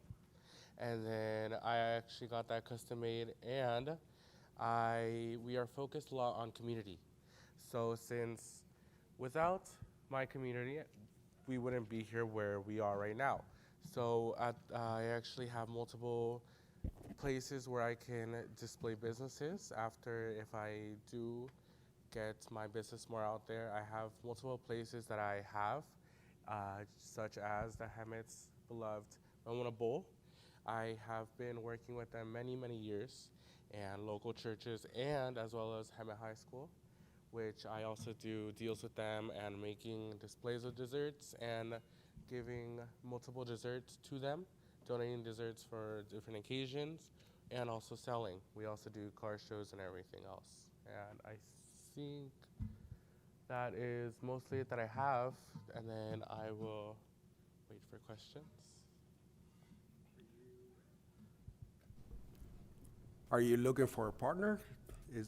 What is it that you're asking of us? For technically just a certain amount of money so I can, I don't want to open up an actual business shop because in my opinion, shops are a little bit more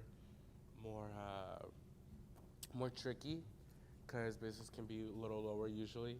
And I want to do things where I can move all over the place and I could have my own type of food truck in a way. So I can have my own, yeah. So your vision is to purchase a truck? Technically, yes, almost like a truck, yes. Right now, currently, I have the carts that I have, which I do catering jobs in, but I am looking to expand to more like food trucks in a way, yeah. And how far do you want to take your vision? Sorry, guys. In the future, I do want to open up restaurants in the future, but I also want to go with this till I can go my whole life with this because if I have visions that I think I can actually accomplish, and with the people that I know and my connections that I have all over Hemet, I believe I can do something big with my business. Also because it's local and in Hemet, and I know multiple places in Hemet, such as Ramona Bowl, how I said earlier. I know I can expand a little bit more with my business. Okay. Thank you. So you've been doing this for a little over 2 years?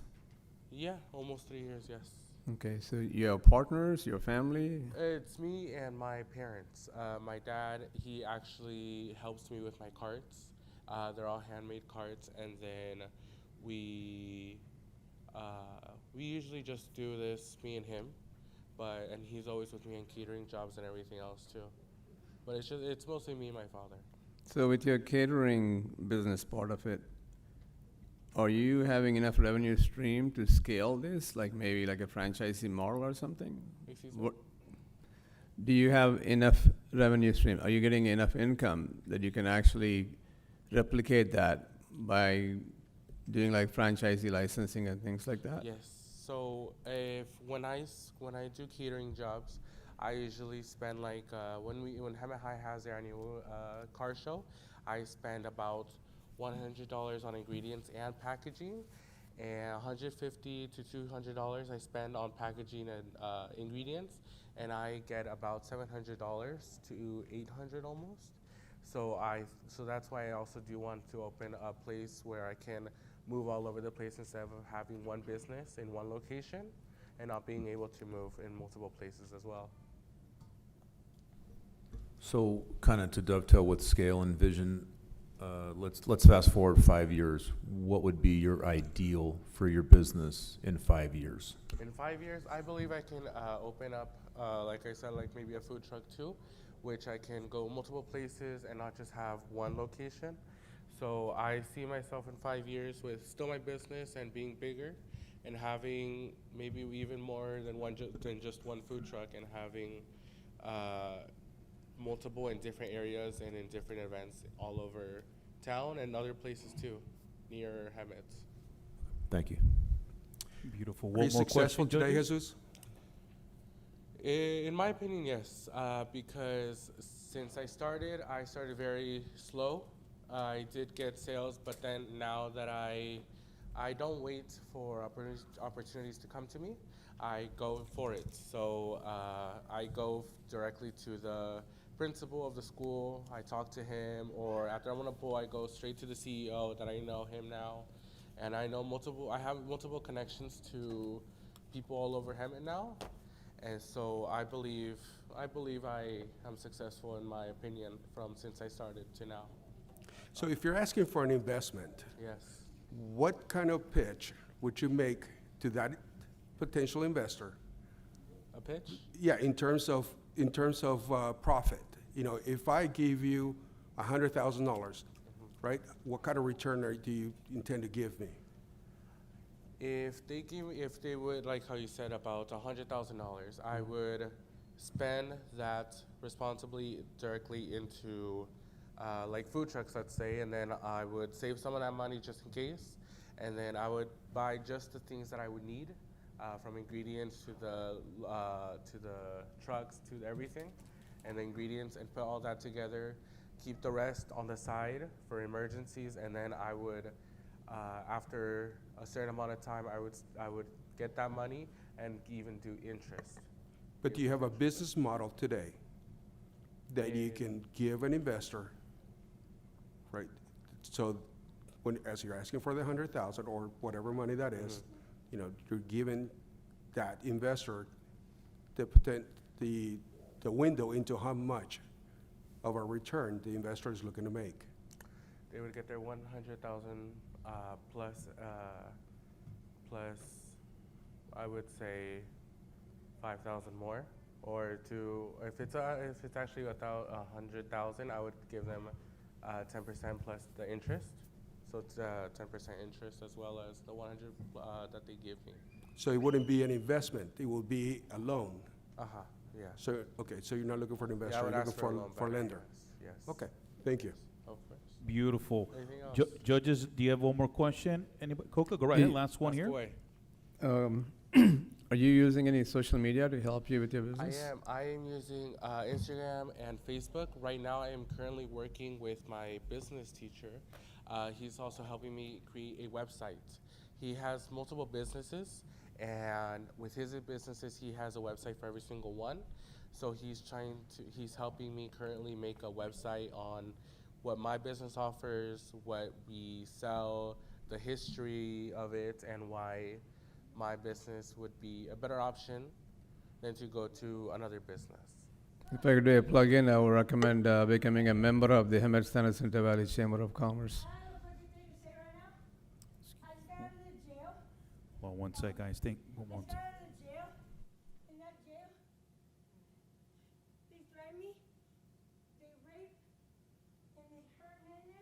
Let's take a break here. One sec. Thank you.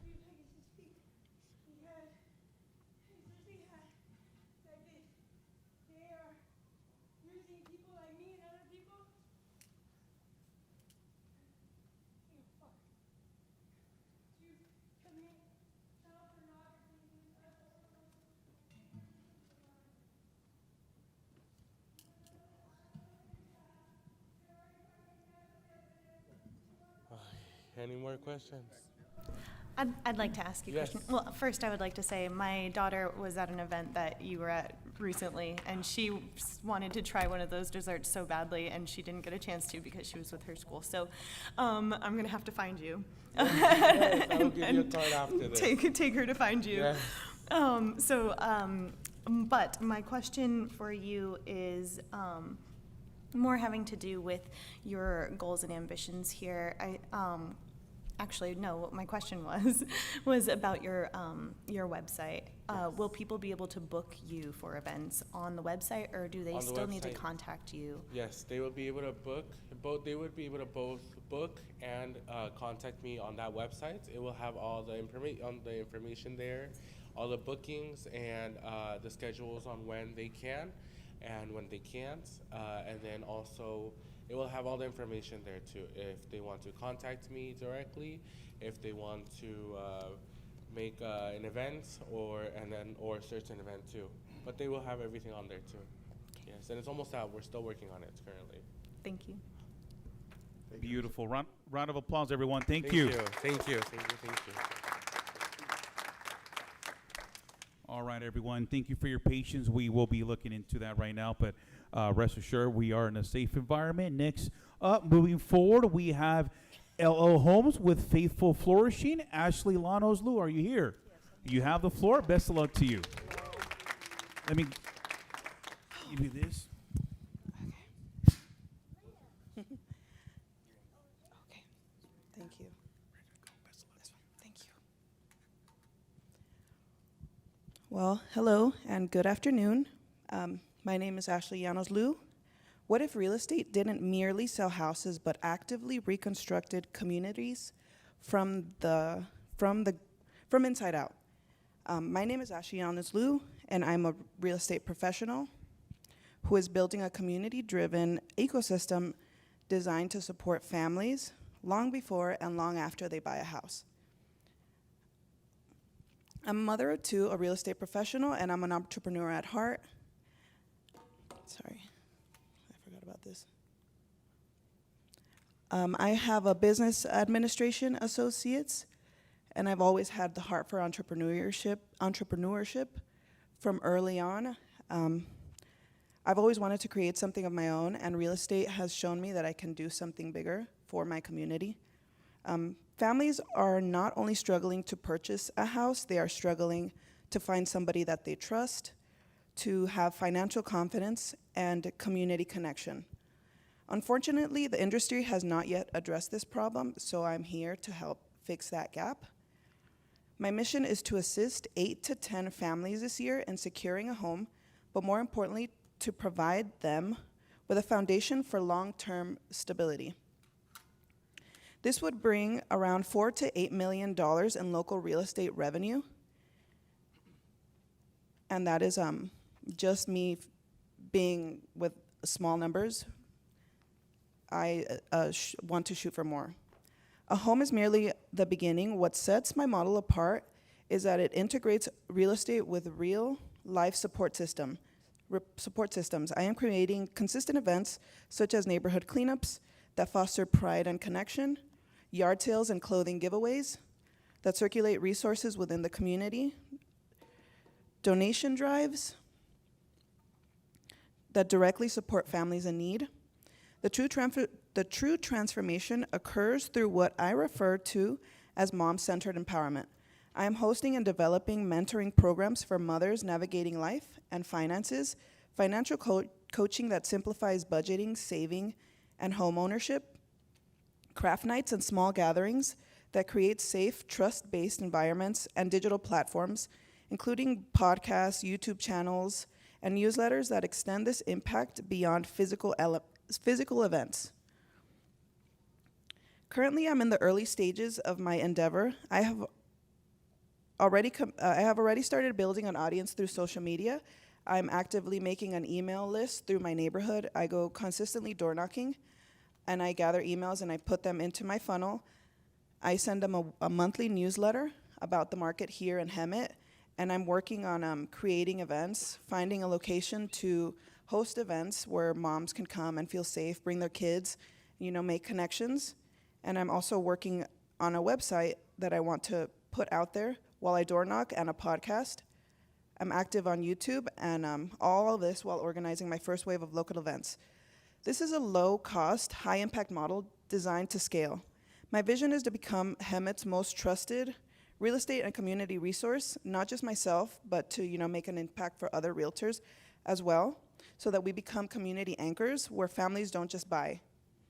The real ROI isn't in just dollars. To me, it's families who feel supported, mothers who feel empowered, and a community that comes together, feels connected again, where people feel safe in their communities, they know their neighbors, and they can go around and say, hey, do a little small talk throughout the day.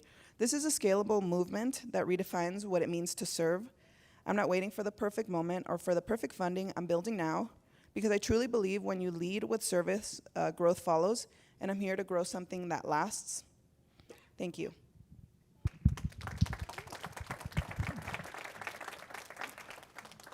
There we go. That's my brand. Something minimalist and calm. And luxe. Thank you. So you are a licensed real estate agent? Yes. How long you been doing it? Almost 4 years now. 4 years, okay. Yes. How many homes do you sell in a year? 2, I'm looking to find sellers, but here in Hemet, not a lot of people want to sell. I've noticed that a lot of people are wanting to move in. So you're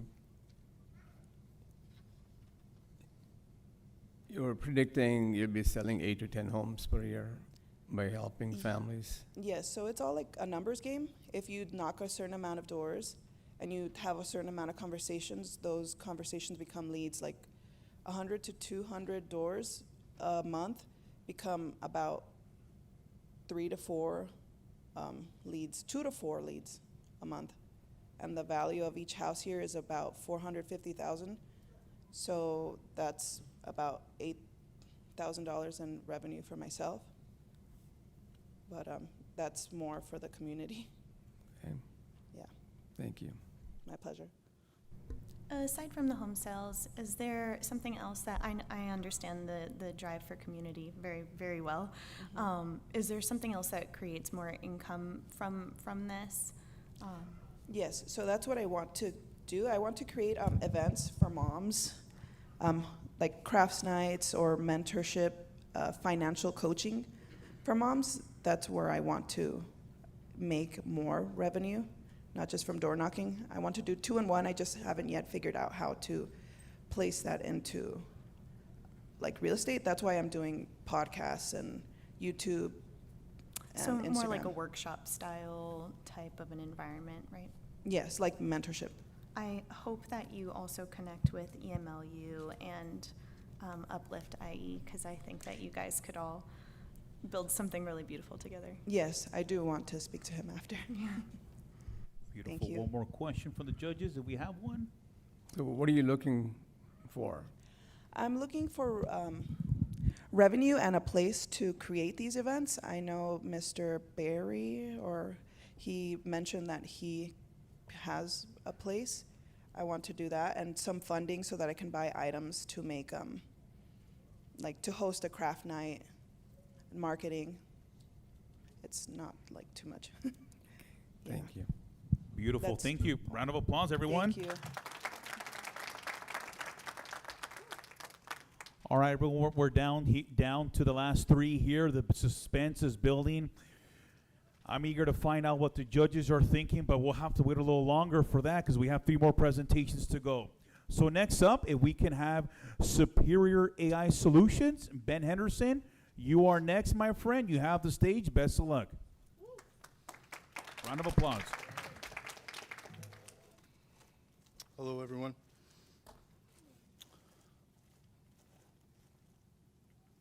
Okay. The job search system is broken. 6 million Americans are actively searching for work right now. On average, it takes about 50 applications to get one offer, 83 days of waiting, and 75% of resumes, they're filtered out by automated systems before a human even sees them. Our technology helps people overcome these real problems. And here's what that looks like in real life. It's Sunday night, you tailor your resume, you apply to 10 jobs. Monday morning, silence. A week later, 1 automated rejection. No feedback, no reason, just silence. So you do it again and again. The tools that exist right now don't help people find jobs, they give them more work to do. And that's why I built JustHiredMe.com. It's an AI-powered job finding platform that can even apply for jobs on your behalf. You set up your profile once, it takes 5 minutes to set up, and the user decides what time they wanted to receive their daily job searches. And then boom, our AI scans over 15 job sources and matches jobs from 0 to 100% based on your actual skills and experience. And how it works, it's just 3 steps, and that's it. Step 1, you tell us what you want, your job title, location, salary range. Step 2, you wake up to matches. Every morning, scored and ranked and delivered right to your email inbox. Step 3, apply yourself or let our AI automated apply feature apply for the job or up to 10 jobs a day on your behalf. Our AI automated system searches up to 15 job searches and platforms, including major job boards, career platforms, and government websites. This isn't a concept. This isn't a pitch deck that has no product behind it. There's 31 functions ready to use right now. Anyone can use this platform before walking out of the room. This is a real dashboard.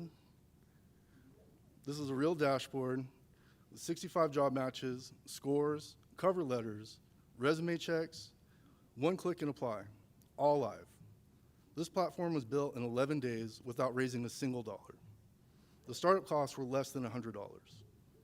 The entire platform works in English and Spanish because 42 million Spanish-speaking Americans don't have access to these types of job applying tools in their language. And the global job search market is worth over $30 billion. 6 million Americans are actively looking for work right now. And there are 160 million job-related job searches on Google every month. The existing players, they're job boards. They list jobs. All of them now are available in one space, where our tech finds the best matches for the user. And that's what makes Just Hired Me different. Our infrastructure works on behalf and finds jobs for those through a strategic process. And that's the shift that we're delivering. Before, users would search for a job. Our system is delivering available jobs right now. There's 3 tiers of revenue.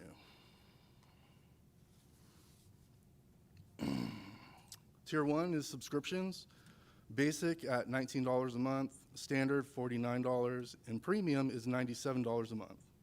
Tier 2 is to stay discoverable after finding employment, and it would be $9 a month to keep your profile visible to recruiters. Tier 3 is a recruiter marketplace. Companies pay to have access to our users' talent skills pool, and that's B2C becoming B2B. Also, we will never sell our users' private or professional information ever. Right now, we're in pre-seed funding stage. And for this competition, $1,000 at a local level goes directly into paid advertising. Instagram, TikTok, ads targeting job seekers right now in the Inland Empire. $10,000 at the county level would get us to 500 active users, and it would launch our recruiter marketplace. $1 million at the Startup World Cup scales this nationally. Full team, full infrastructure, Series A runway. On day one, I built this tool to help my sister, who's a chemical engineer, find a job. And on day 11, that tool is made available to millions of people. And now anyone can use it across the country. Millions of people will now have access to a job finding platform that helps them in a way that has never been accessible until now. My name is Ben Henderson. I'm the founder of Just Hired Me, built almost by the exact same tech that I used to create my other company, Superior AI Solutions, an AI automation company with both that had one goal in mind, and that is to think globally while acting locally, running right here out of Hemet, California. Thank you.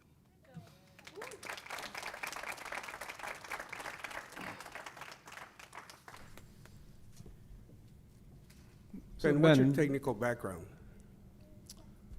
I'm self-taught. I've done it for 2 years. I've been very fortunate to pick the minds of some very brilliant people when it comes to AI automations. They will respond when I ask them a question, but they're busy individuals themselves. But I didn't go to school. The reason I ask is you say you built the solution in 10 days. 11. 11 days. So the question is, have you done anything to ensure that the app is fully secure?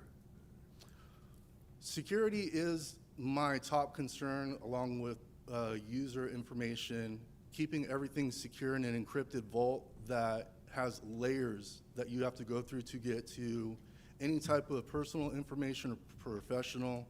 It's very difficult for anybody that I know of to break that. Do you have any certifications? Has it been certified, SOC certified, SOC 2 certified? No, sir. I've been looking into even where I can find areas to improve my skill set. Okay. Be careful, if I may, okay? Because that, if this is already out there and you're trying to find subscribers, you know, that could be a huge area that can hurt you if someone is able to hack into your system and get absolutely, and that was one of the things that kept me up at night when I first built it. But like I said, layers of encryption, vaulted doors that somebody would have to go through to be able to get to this very sensitive information. Right. I'm very aware of that, and that was my top priority when I first started building this.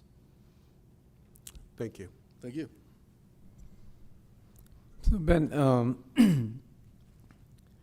so do you have any licensing? Because you are using your app to place ads on different job platforms.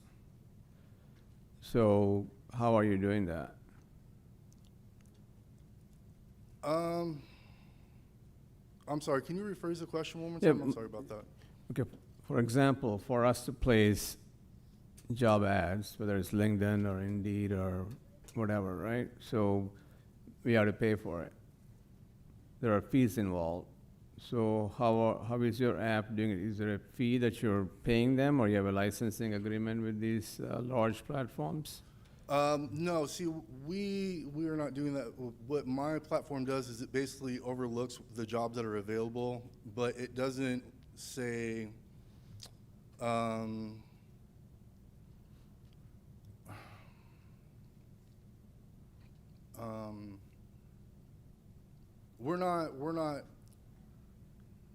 we're not using,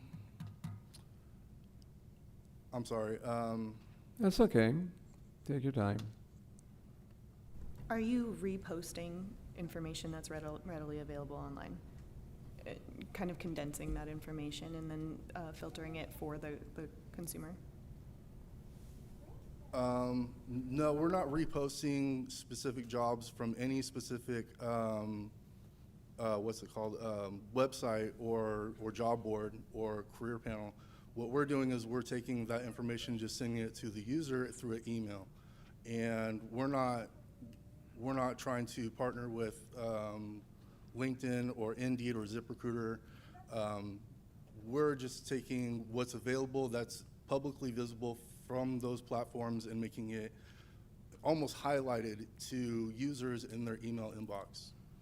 So I don't know, maybe I misunderstood. I thought you said the app actually does the job. The app does, applies the jobs. It can, 5 to 8, 10, 15, right? It can, and that it's not just automatic that it does that. The user has to say, I like this job, or I want it to go and apply on my behalf, but there are certain limitations to what can be done, especially LinkedIn is like a no-no to go auto and apply to that platform. They've actually sued another company and made them go bankrupt almost overnight because they were violating that. We understand that, and we're not trying to manipulate or do something against another company's, I guess, code ethics or structure of how they want users to use their platform. But the other companies, other government agencies, we haven't seen any kind of problem at all yet. You're probably able to, time for one more question, Judge. you're probably able to do it because you're actually applying on behalf of a job applicant. So you're not actually going in there posting jobs, you're actually applying for jobs. That's probably how you are able to get around it. Okay, thank you. Beautiful. Okay, but to understand correctly, you are scraping the data from other websites like Indeed.com and Public information, yes. Right, public information. You're scraping all that data, right? Put it on your system. Then the person that's looking for a job, chemical engineer, says, okay, find me something in my area of expertise, right? And so you Yes, get the drop down with all the different jobs, and then your software will apply on behalf of the user to whatever jobs that person wants to apply to, correct? If the user instructs it to, and if it's available, but like I said, if the user wanted to apply for a job that was available on LinkedIn, that feature, it wouldn't light up to be able to do that. It would say you have to go and apply yourself, which is, something that we already do already. Sure.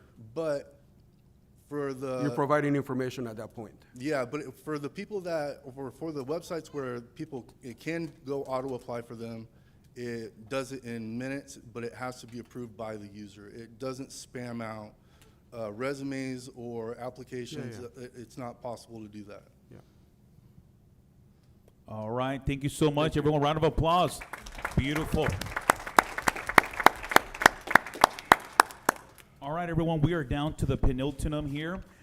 We have 2 more presentations, and then we're going to do deliberation with the judges. Next up, we have Memories in Actions by Maya Lizano. Maya, it's on deck. You're on stage. Good luck. Just for clarification, that is Mia, M-I-A. Thank you, girl. Shout out. Appreciate that. All right, give me a second before I start so I can make sure I have everything set up here. Thank you. And then I got the controller. Perfect. And all right. Thank you again, Hemet, California, for allowing me the opportunity to present today. Congratulations to everyone behind me. I think you guys are commendable for showing up today and for yourself and for your future. I'd like to begin this with some statistics. I love statistics. 175,000 children are put into the foster care every single day. 400,000 of those are annually the statistics on foster kids a year. It's incredible, right? It's a lot of kids. Between those kids, they fall into the line of early pregnancies, system impacted, and either drug or alcohol substances. And unfortunately, only 3% of those actually get to college and graduate. I am a foster previous impacted individual. I did meet all 3 of those qualifications, but let me tell you, I come here with a plan, and that is I will be one of those 3%. Now, moving into who I am, as you guys can see, Memories in Action, that stands for, again, MIA, that is me. My life, I grew up hearing missing in action, as you can imagine, far from that person. As we move forward, I want you to get to know a little bit about myself. I am definitely someone who appreciates creative arts. I love capturing things at a really young age. I took on the passion of photography, and I've grown a really strong passion to entrepreneurs, business owners, because I seen that I wanted what they had, which was a foundation, family, a house, money to take their kids to Disneyland. And I thought that was incredible, so I said, I want to be that girl. Let's take it a little deeper into my soul. Someone, his name is Angel Licano. He suffered dementia and Alzheimer's and did pass away from that. One of the things that I thought was really powerful was how the photo seemed to bring back the memory of who I was. That hurts, but at least I had a photo, right? Another statistic. The first thing that people are gonna run to in a fire in their house is their photos. We don't wanna forget that legacy. We don't wanna forget everything that we bled, sweat, and tears in this world for. They matter. So this is definitely not something that is just for $1, but this means so much more to me because this is now my legacy in action. I'm making that happen right now, and hopefully for generations to come. I'm thinking of not just my blood parents, I'm thinking about what I come to find is all my family. That's the people next to me in these rooms. Those are people at AA meetings and at my school. Here's a problem that I find. Everybody takes a photo. What are we doing with them? We're forgetting to print them. They're getting lost in catalog, and I like to aim with intention when it comes to those photos. Very intentional. We also have another issue, is that when people are actually capturing branding, we're losing the sight of connection of community. We go straight to AI and we say, hey, build me brand material. But it was everything about the journey that got me here that made me so passionate to meet every single one of these people that I've had the opportunity to meet and those still to come. I don't want to lose that. I don't want to get on a phone call with automation and say, press 1 for Mia Licano.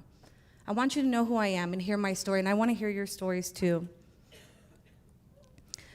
The solution in that is everything that I find that is unique about myself, that is a specific eye to photography, being right there in the midst of the moment and being able to capture those special moments. I think that's really beautiful too, because when you're at an event like your wedding, baby shower, maybe even an event like this, when you get to be a part of that experience, you're not just building memories, but you're building connection. We got lost in COVID. AI is taking us away from eye-to-eye contact, and I don't want to lose that. So I'm going to stand in my 5'3" self, and I'm going to push for this. Now, I also have done some great things too, as far as building relationships with businesses. I have a business administration in the process, hopefully going to graduate, not hopefully, will graduate next year. And I've gotten to rub shoulders with a lot of great people, which is amazing. I'm proud of all of that. Where I'm going, as I said, is I have a future. I have a big dream as far as the hub, building workshops like the Makerspace taught me, giving to those that are foster impacted. Those are a lot of the people that are struggling right now, like the lady we just seen. My heart goes out to her. It's a lot of broken homes and broken hearts, and I just want to bridge the gap, and build community. As far as where I'm currently at, I've done really good in making my first $5,000 on my own. I'm building a team. I realized in business administration that there's things that need to be worked on to continue to develop and grow, which I'm actively extremely excited to pursue. But there's a lot more involved in that with community members that want to see me grow too, so that they could be a part of this, because I cannot do this alone. I do this with everybody. And let's see, we're already at the 5-minute mark, so I'm just gonna rush on into this. We did talk about the investments in vision. You know what, and we'll just keep it at that. I just wanna thank everybody for this opportunity, and that's it. Thank you. Judges? Thank you. Mia, wonderful. It's amazing to hear those numbers, and it's wonderful to hear that you're in that 3%. So congratulations for that. Thank you. What are you asking of us? When I came to this, I knew that $1,000 was potentially the takeaway. I find that the things that make me successful to continue this journey is having a home location. I was operating in my home, and somebody I took under my wing stole from me. So I need to have like a place, a legitimate foundation where I could house all of the equipment. Of course, there's a 5-year plan, which if we really want to dream big, I've looked into property and developing the hub and the workplace to do the workshops and things like that. I think that's going to take something between $300,000. If I was to ask just for today, what can get me to the next step, I would say $50,000. This will cover the equipment that I need to continue what I'm doing, and also put money into the hands of the team that I do have. They deserve it, and we're working really hard, but we're also in a really difficult economy at the bottom. So that's what I would ask for. And how are you asking for that 50? Are you asking to be a donation? Is it an investment? Is it a loan? I'm a firm believer in Jesus Christ, and I believe he's a way maker. So, hey, I'm going to shoot for $50,000 of a donation. But if somebody wants to partner with me, because I've come to find that behind the face, there is a story too, and maybe that provokes something within somebody. If they want to make a partnership with me, I'm more than happy to discuss those things. As far as numbers, I'm open to a lot of different avenues, as far as mainly monthly turnbacks, whether that's interest on that investment, or maybe they just want to put money in the long term and just say, hey, give me my money back, and then this is what I'm going to get interest. I have a strong plan, and that's what I'm working on right now. So again, I'm really open to that discussion. My heart is there. Thank you. Mm-hmm. Tell me more about this hub. Ooh, the hub. Okay, so when I had been system impacted, and when I redirected everything that I sacrificed when I was a young mother, the Makerspace opened up to me in Moreno Valley College. That school took me in as if I was their child. That was the hardest time of my life. I had free resources, thank God, and I built Elevated Saints. That's basically a walking statement. When you wear this, we elevate together. We're not here to stand on top of anybody. When you wear that, investments go back to Voices for Children. That's a nonprofit. But I saw beautiful things in that space where they held workshops. So I started to say, okay, I shouldn't have done 2 LLCs as profit. I should do 1 nonprofit and 1 for-profit. I've connected with the Woodcrest Library, and I can hold workshops there. But I want to take it bigger, because we're in an economy where everybody wants to do social media. Everybody wants to do things for the aesthetic. And I find personally, I'm not trying to have coffee at 8 o'clock at night.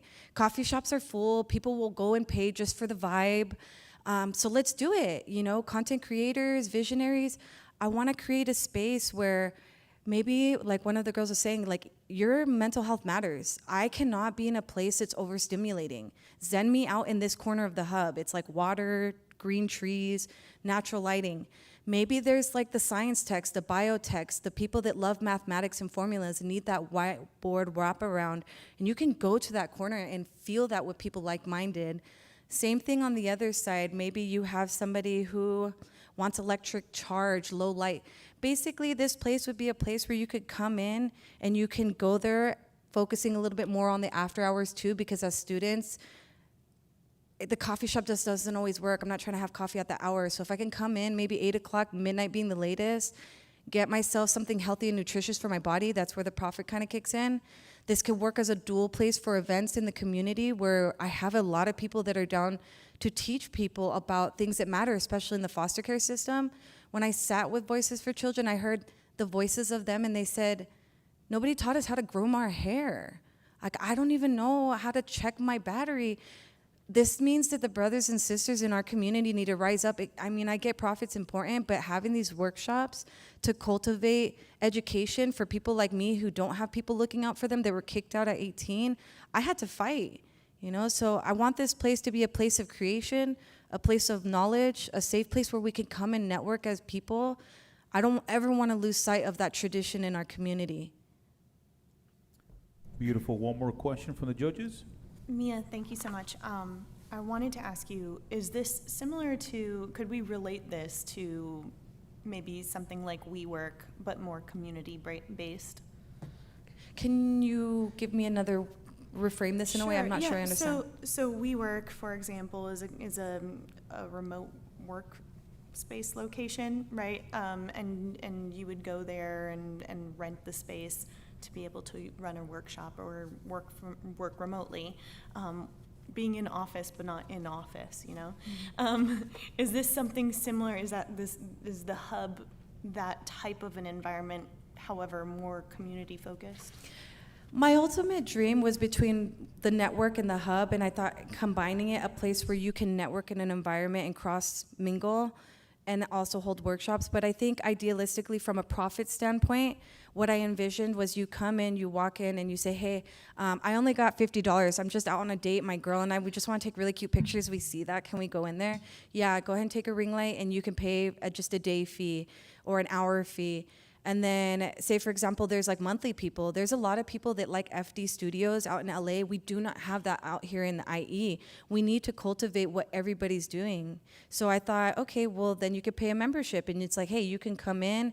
You could use this whenever you want. And then, of course, we have opportunity for exclusivity. If somebody says, hey, like, I'm a content creator. I just want to have a good party. And when we want to promote this nonprofit, this place can be rented out privately, of course.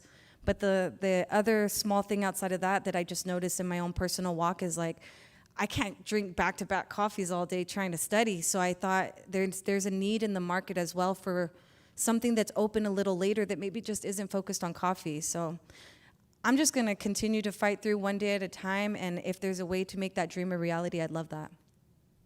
Beautiful. Thank you. Round of applause, everyone.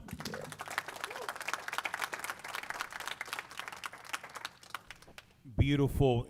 We have listened to about 12 presentations. This is the last one before we take a break. So we are going to call up Clarence Bowser from Primerica. Clarence?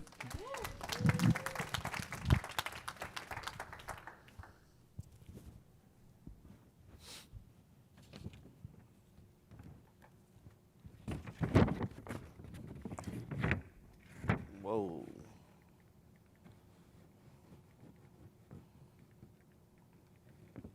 Why did it? Oh, okay. Hello, everybody. My name is Clarence Bowser, and I get the opportunity to represent this company called Primerica. So if you guys never heard of us, we don't do any commercials, but we have been around for the last 49 years. And our mission is to help families understand how life insurance works. We educate in the financial sector. What I'm doing today is I'm showing you an opportunity of how you can come and work with the financial service company that is publicly traded on the New York Stock Exchange, helping families understand the basic concepts of life insurance. Now, before coming here, I knew absolutely nothing about financial services, let alone business. I'm a former warehouse worker, forklift driver, and before that, I published books for a living. Nothing in my background says anything about financial services. I've been with this amazing company for the past 6 years, and in the process, I've been able to learn and educate and help families put together their financial game plan. Now, we got started because we wanted to correct an injustice that was going on. So our founder, his name is Art Williams, his father was taken advantage of by the life insurance industry. And when his father passed away, unfortunately, his family suffered financial devastation. So he set out on a mission and he wanted to correct that injustice, which was lack of education and misleading of financial products, right? So he focused mainly on life insurance. Well, fast forward today, we do more than just life insurance. We do car insurance, home insurance, business insurance. We do all the things that deal with money. Now, we have the largest sales force team, which is 151,000 licensed representatives. We are publicly traded on the New York Stock Exchange. Today, I'm going to talk to you guys about our flagship product, which is life insurance and investments. So, this is our mission. Number one, regardless of what you are doing, we're going to show you how to generate some extra income on a part-time basis. Now, again, everybody can use extra income, especially in today's time. Next, we want to show you how to become properly protected. Now, I promise you, I wish somebody would have came to me when I was 18, 19 years old and shared this information with me. The reason I say that is because 4 years ago, well, it'll be 4 years in December, I lost my mom. It was unexpected, but the thing about it was she was the very first person that I tried to get covered for life insurance. But nobody ever told me, hey, life insurance is something you have to qualify for. You can't just go out and buy it like you would car insurance. You can't just go out and buy it like home insurance. Well, when she passed away, we had to do a car wash and GoFundMe. It took us 24 days between my sisters and my siblings and people in the community donating for my mom to get buried. The day that we buried my mom, my older brother was gunned down and killed in San Bernardino, California, by the police in front of his home. He also did not have life insurance. Well, because of that, we had to do another car wash and GoFundMe. Now, I want you guys to understand, when it comes to life insurance, you're going to see life insurance advertised everywhere. You might see it on a billboard, TVs. You're driving down the highway, and somebody is mentioning about life insurance. Well, the problem that we have in this industry is that there's so many people talking about it that they're misleading people. So, for example, you'll come across this one right here. This one is known as a cash value. Cash value allows you to accumulate money every time you make a payment, or so they say. Well, cash value has many different names: whole life, universal life, variable life, and index universal. Again, the way this product is advertised is very misleading. They tell you, hey, you can borrow your own money. Okay, if that makes sense to y'all, please tell me, why would you want to borrow your own money? They say you can get it in the form of you can get a tax-free loan. Okay, these are some words that a lot of people may not understand. Well, short and sweet, guess what? Every loan is tax-free, just to be simple. Well, looking at this example, John and Mary were covered for $150,000 of coverage. They were told to pay $218 a month. And by the time they reach age 65, they're going to have $124,000 saved up. What we teach is the buy term and invest the difference. We're going to show you how to separate the two accounts. Get life insurance with a life insurance company, do investments with an investment company. Do so, we're going to give John and Mary more coverage. We're going to drop their monthly payment down to $84. With the money that we freed up, we're going to show them how to properly invest this. Now, you're going to sit down with a financial advisor, and they're going to help you to understand the different concepts of investing. Now, my job. I am looking to train, develop, and help promote and help people get licensed in the financial sector without any experience. The very first promotion I'm going to help you to achieve is known as a district leader. Well, let's just say we sat down with John and Mary. We helped John and Mary put together their financial game plan. the foundation. They're now paying $84 with us compared to what they were paying with the industry. Well, if you sat down with John and Mary, you put together their game plan, $84 is what they're gonna pay.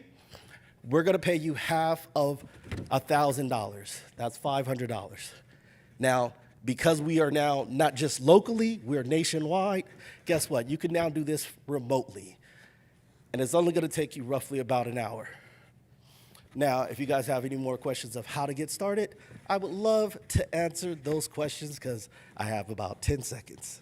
So, with that being said, hey, I'm Clarence B. And yeah. Nice. Judges.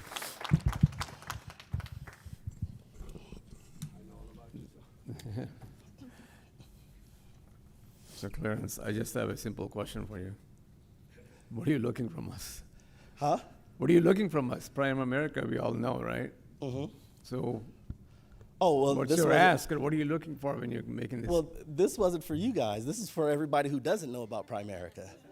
That's what I thought. It was more about a pitch for the audience than the judges. Absolutely. And the reason I say that is because me personally, I did not come from finances. I did not come from business. So nobody was sitting down and educating me on business and an employee. Nobody sat down with that. You guys are already business owners and very, very, very well successful. Well, this whole panel that came up to speak, they're all individuals that are looking to get in your status, right? So I'm just showing them an opportunity where they can generate some extra income and they don't have to give up what they currently got going on. But if that's their passion, the AI, whatever their passion is, well, I'm gonna show you how to generate some extra income so you can fund your passion. So yes, this opportunity was presented mainly for the audience, and because again, not everybody's in the same position as you guys. No, you got creative. I got to give you that. And all the years that I've known you, that's who you are. So that's wonderful. We as judges were thinking maybe Prime America is looking for investment from us. So. Well, if I be honest, you might already be investing in us and not know it. If you invest in Wells Fargo, Chase, Bank of America, Citigroup, you're already doing investments with us. You're just probably not getting any dividends. Yeah, I think we all are invested in it. We were thinking maybe we'll get some partnership in there or something. I thought Ben was trying to, award the judges so we could actually buy shares in the company directly. In all seriousness, though, I think it's a good lesson for all of you. Get creative, guys. What's the big deal? Somebody like me will come and point you out. So what? There's nothing wrong with it, right? And that's what business is all about. Networking is all about. Thank you. All right, anything else from the judges? All right, round of applause, everyone. Thank you. Let's get a loud one, please. That's all of you here that did it today. This round of applause is for all 13 of you. Crazy and amazing work. So now this is what's going to happen. We're going to take about a 5 to 10 minute break. I'm going to take the judges in the back here so we can deliberate. And when we come back, our very own City of Hemet mayor will be announcing the top 3. And you will be asking, well, only top 2 are going to the finals. But I'm going to explain to you why top 3 and more in depth. So please take a 5-10 minute break. Let us come back then. Thank you. And then judges, if you can come see me over here, please, on this side, that'd be great, please. And bring your score sheets and all that on this side. Thank you.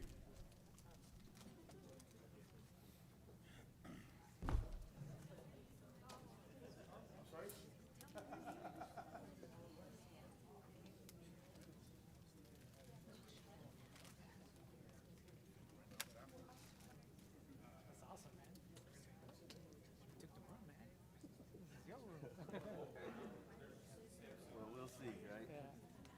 How long have you been doing this? 5 years. 5 years. Okay. I would love to exchange information and see if we can perhaps network with one another and see if we can put something together. That'd be okay?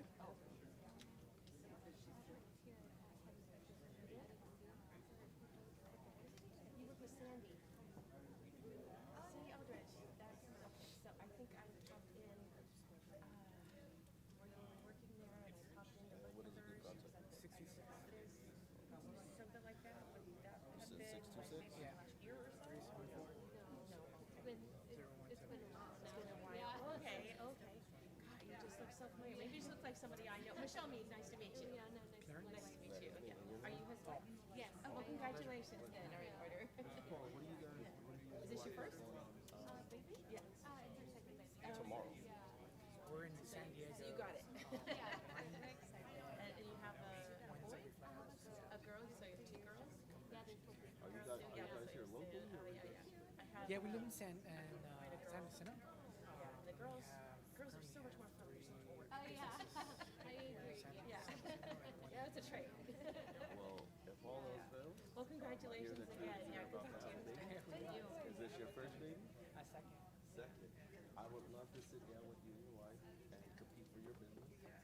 If it makes sense on what I share with you, I would love to compete for your business. Hello. Leanna, nice to meet you. Likewise, I'm Clarence.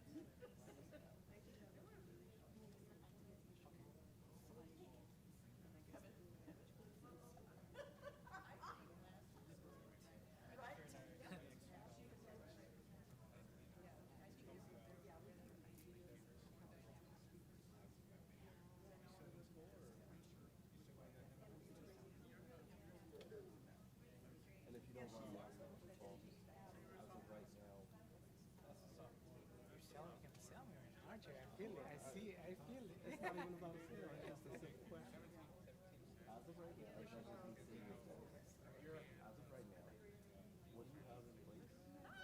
If something were to happen to you, God forbid, it's going to pay your family for the rest of the year.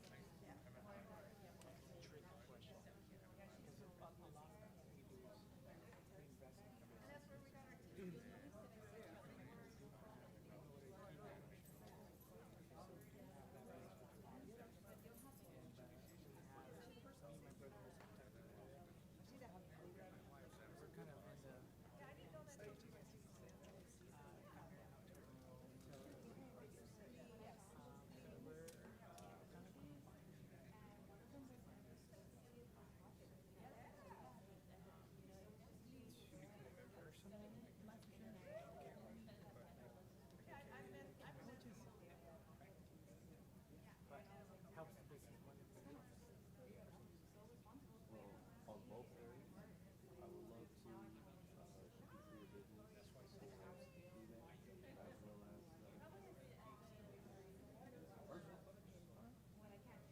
And if I can't do you more value, then fair enough. Easy peasy. Well, it sounds easy.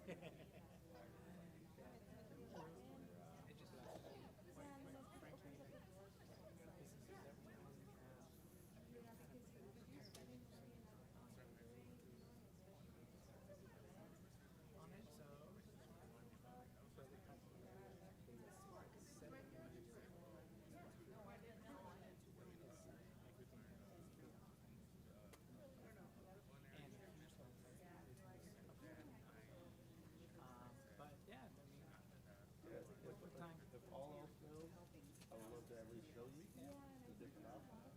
That way, if it makes sense, hey, I'll be the first representative down the line. Does that work?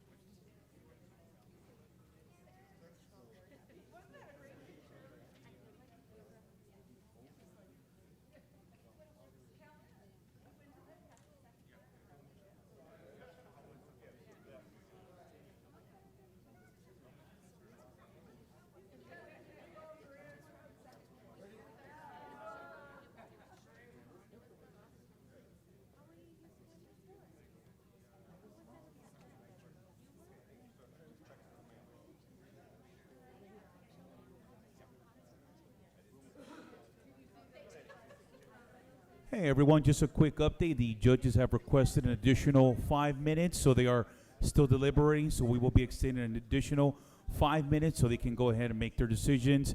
It's a tough, tough decision for them to make, so just as FY. Thank you.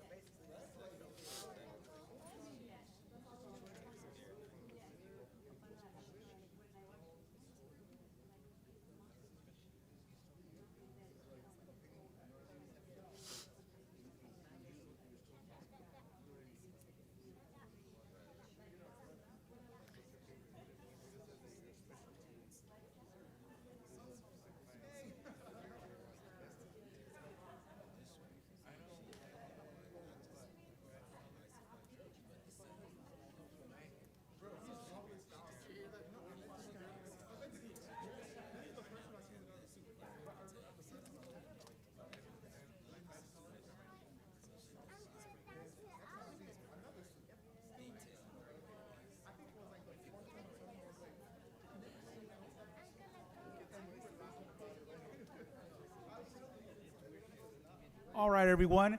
It looks like we have the results are in. If I can ask each one of you to please have a seat, we'll be announcing the winners in about 1 or 2 minutes. Just need the mayor to come up here for a quick sec. Mayor?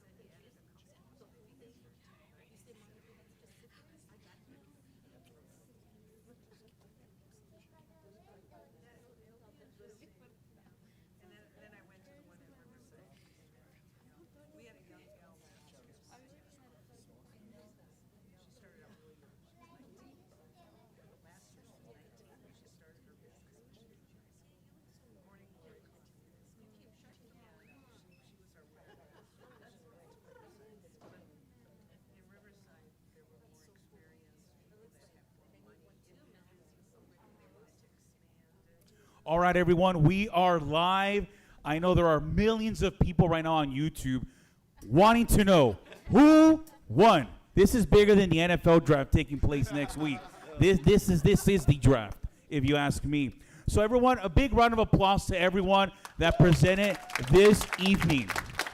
A major kudos, and let me tell you, the judges did not have it easy. I would not want to be in their shoes, but you know what? Why don't we have them tell us, as in closing remarks, 1 minute each, judges, your experience, feedback. Let's start off with you, Flavio, and work our way down. Judges, 1 minute. Well, it was a lot of fun listening to you guys. It was obvious that many of you were nervous and kind of lost yourselves during the pitch. But you know, it's really enjoyable to come out and see you guys putting forth the effort and trying to sell your idea. The concept behind the idea is the conviction, the idea, right, behind it, the desire, the grit to get it done. And you guys have it, each one of you, and that was wonderful to see. So I applaud you all for that. Thank you.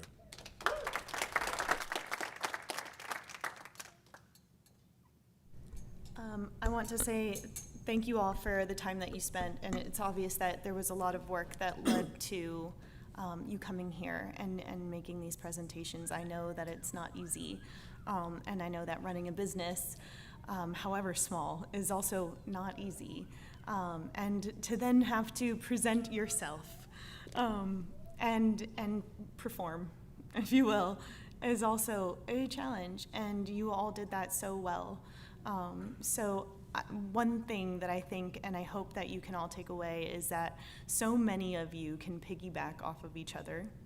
So many of you hopefully have made some great connections just being here. And so many of you, I know, I looked at your businesses and I thought, oh, okay, well, we can partner soon. Or I'm excited, you're my neighbors. You know, we're going to grow together regardless of the winner of this competition. There are so many other benefits to just having been here tonight, and I hope that that's a takeaway for all of you.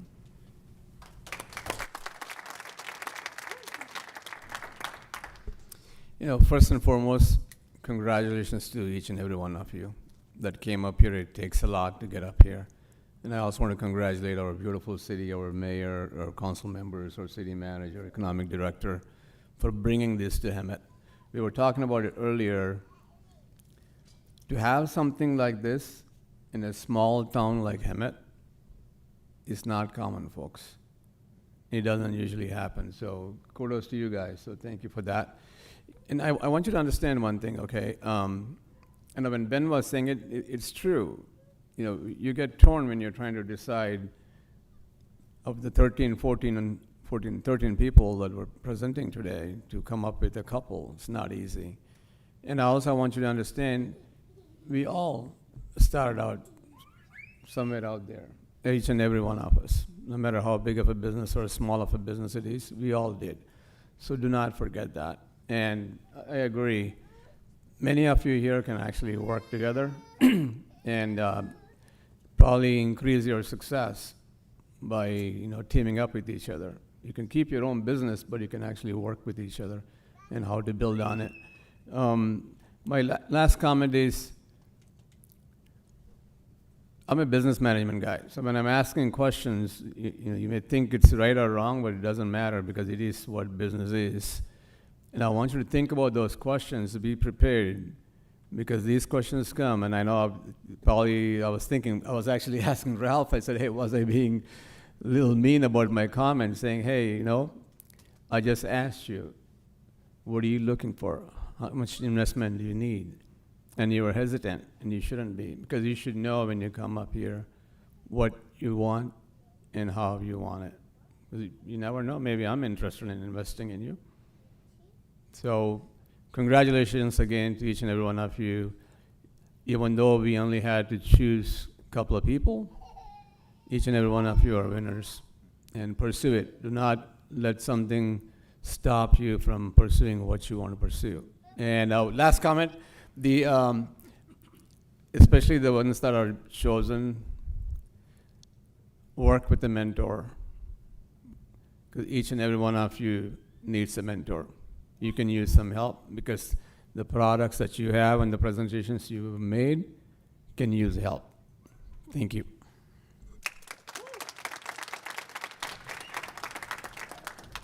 I think Ben has a future on a game show somewhere. I've seen him present a couple times. He is a great presenter. I wish I could present like you. I mean, seriously, I do look at how you do things, and I try to emulate you, so thank you. I know how difficult it is to get to that microphone. I've done it. It's tough. It's easy to freeze. You have all these ideas in your mind, and then all of a sudden they're gone. You're like, I've been working on this for days. Where did all this go? So that takes a lot of courage. So for all of you that presented, really, seriously, I mean, hats off. And again, as I was talking to some folks earlier, I said, hey, you're all competing to win. I get it. But at the same time, you're all in the same community, right? So you're all working together too. And I think I can see that happening. For the winner, and don't worry, I'm not stealing your thunder, Ben. No pressure to the winner. You've got all of Hemet to represent at the regional. So swing big, win that, bring it home for us. And we're excited for the winner. So with that, Ben, back to you. Folks, can we get one big round of applause for our 4 judges? It is not easy to be able to assemble a group like this. So it is kudos to all 4 of you to taking the time out of your busy schedule. And I know all 4 of you. And trust me, I know how busy your schedules are. So thank you for being here and providing great knowledge to our entrepreneurs. And entrepreneurs, here's what you've been waiting for. So before I pass it over to the mayor, just know that the top 2 that are selected will be moving on to the Riverside County Finals on April 29th at the Riverside Convention Center. There you will be competing county-wide against the other 6 competitions that took place around the whole county. Believe it or not, there were 7 competitions. We were one of 7. So you will be competing in the finals with an additional 10 to 15 other people, okay? So use that as motivation. Get a mentor. Get out there. You have a week and a half. I believe it's next Wednesday. Wow, that's coming out fast. So next Wednesday is when the fast pitch will be it. So this is how we're going to do things here in the Hemet-San Jacinto pitch. We will have a total of 3 top 3 winners, okay? So we will be selecting the top 3. Our mayor will announce all top 3, and we will take individually a picture with the top 3 individuals individually with the judges and counsel and myself, and we'll send those out to you tomorrow via email. Have your family or friends also take pictures, okay? So we will do those individually, and at the end we'll get a very big round drum roll for number 1. Our mayor will close it out, and we're done. Everyone, my name is Ben Sandoval, the Economic Development Director. It has been a pleasure being your host tonight. Thank you. Beautiful. So without further ado, can I have the judges step down at this time now? That way we're ready for our picture. And then, Mayor, I'm going to pass it over to the mayor to name our top 3. Mayor?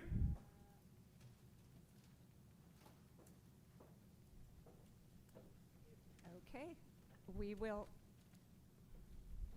wait until they get down. Can you, am I coming through? Okay. The mic got a problem. It is on. Hello. Ooh. Okay. All right. You want them over there, or do you want them in front? We got to choreograph this. We can get you right here. And Jackie and Connie, bookends, please.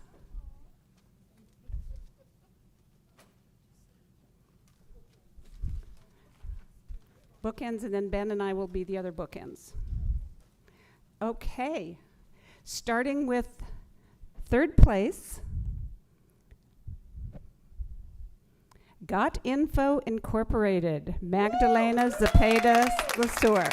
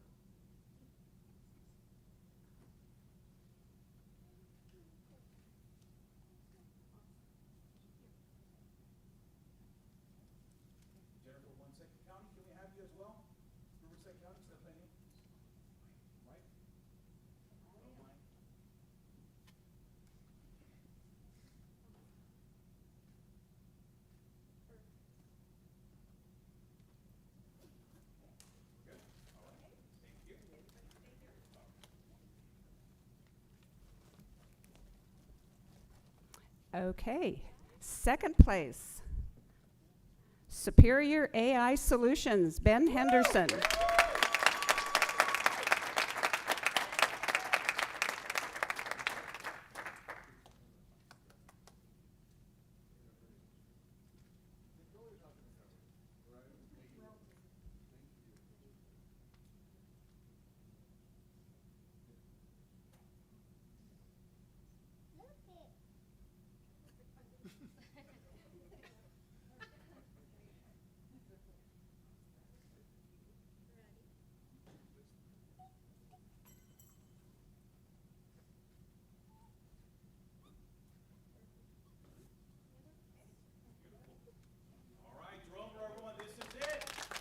Drum roll.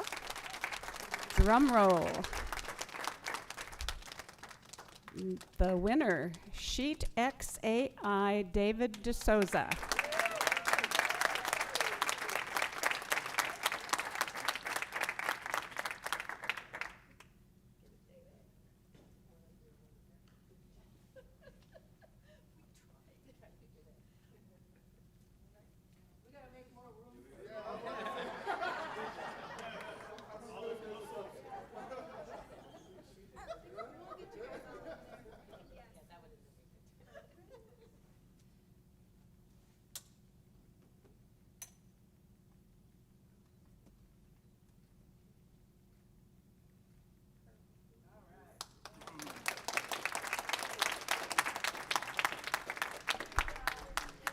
I just want to thank everyone. And do we want a picture with all three winners?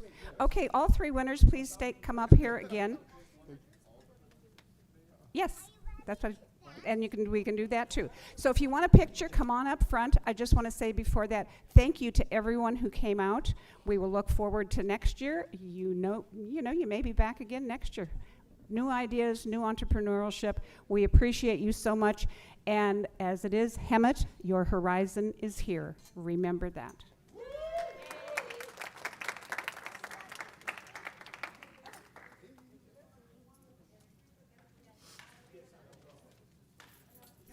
For all the presenters today, please do not leave. Can we get a picture with all of the presenters today, please? All the presenters, please come up. We would like to get one full group picture with all of you, please. Can we get all presenters up right now? Don't be shy, please. Come on up. And then for those that are the top two winners, I will be reaching out to you tomorrow on logistics for the finals, okay? Perfect. So please, all presenters, come up.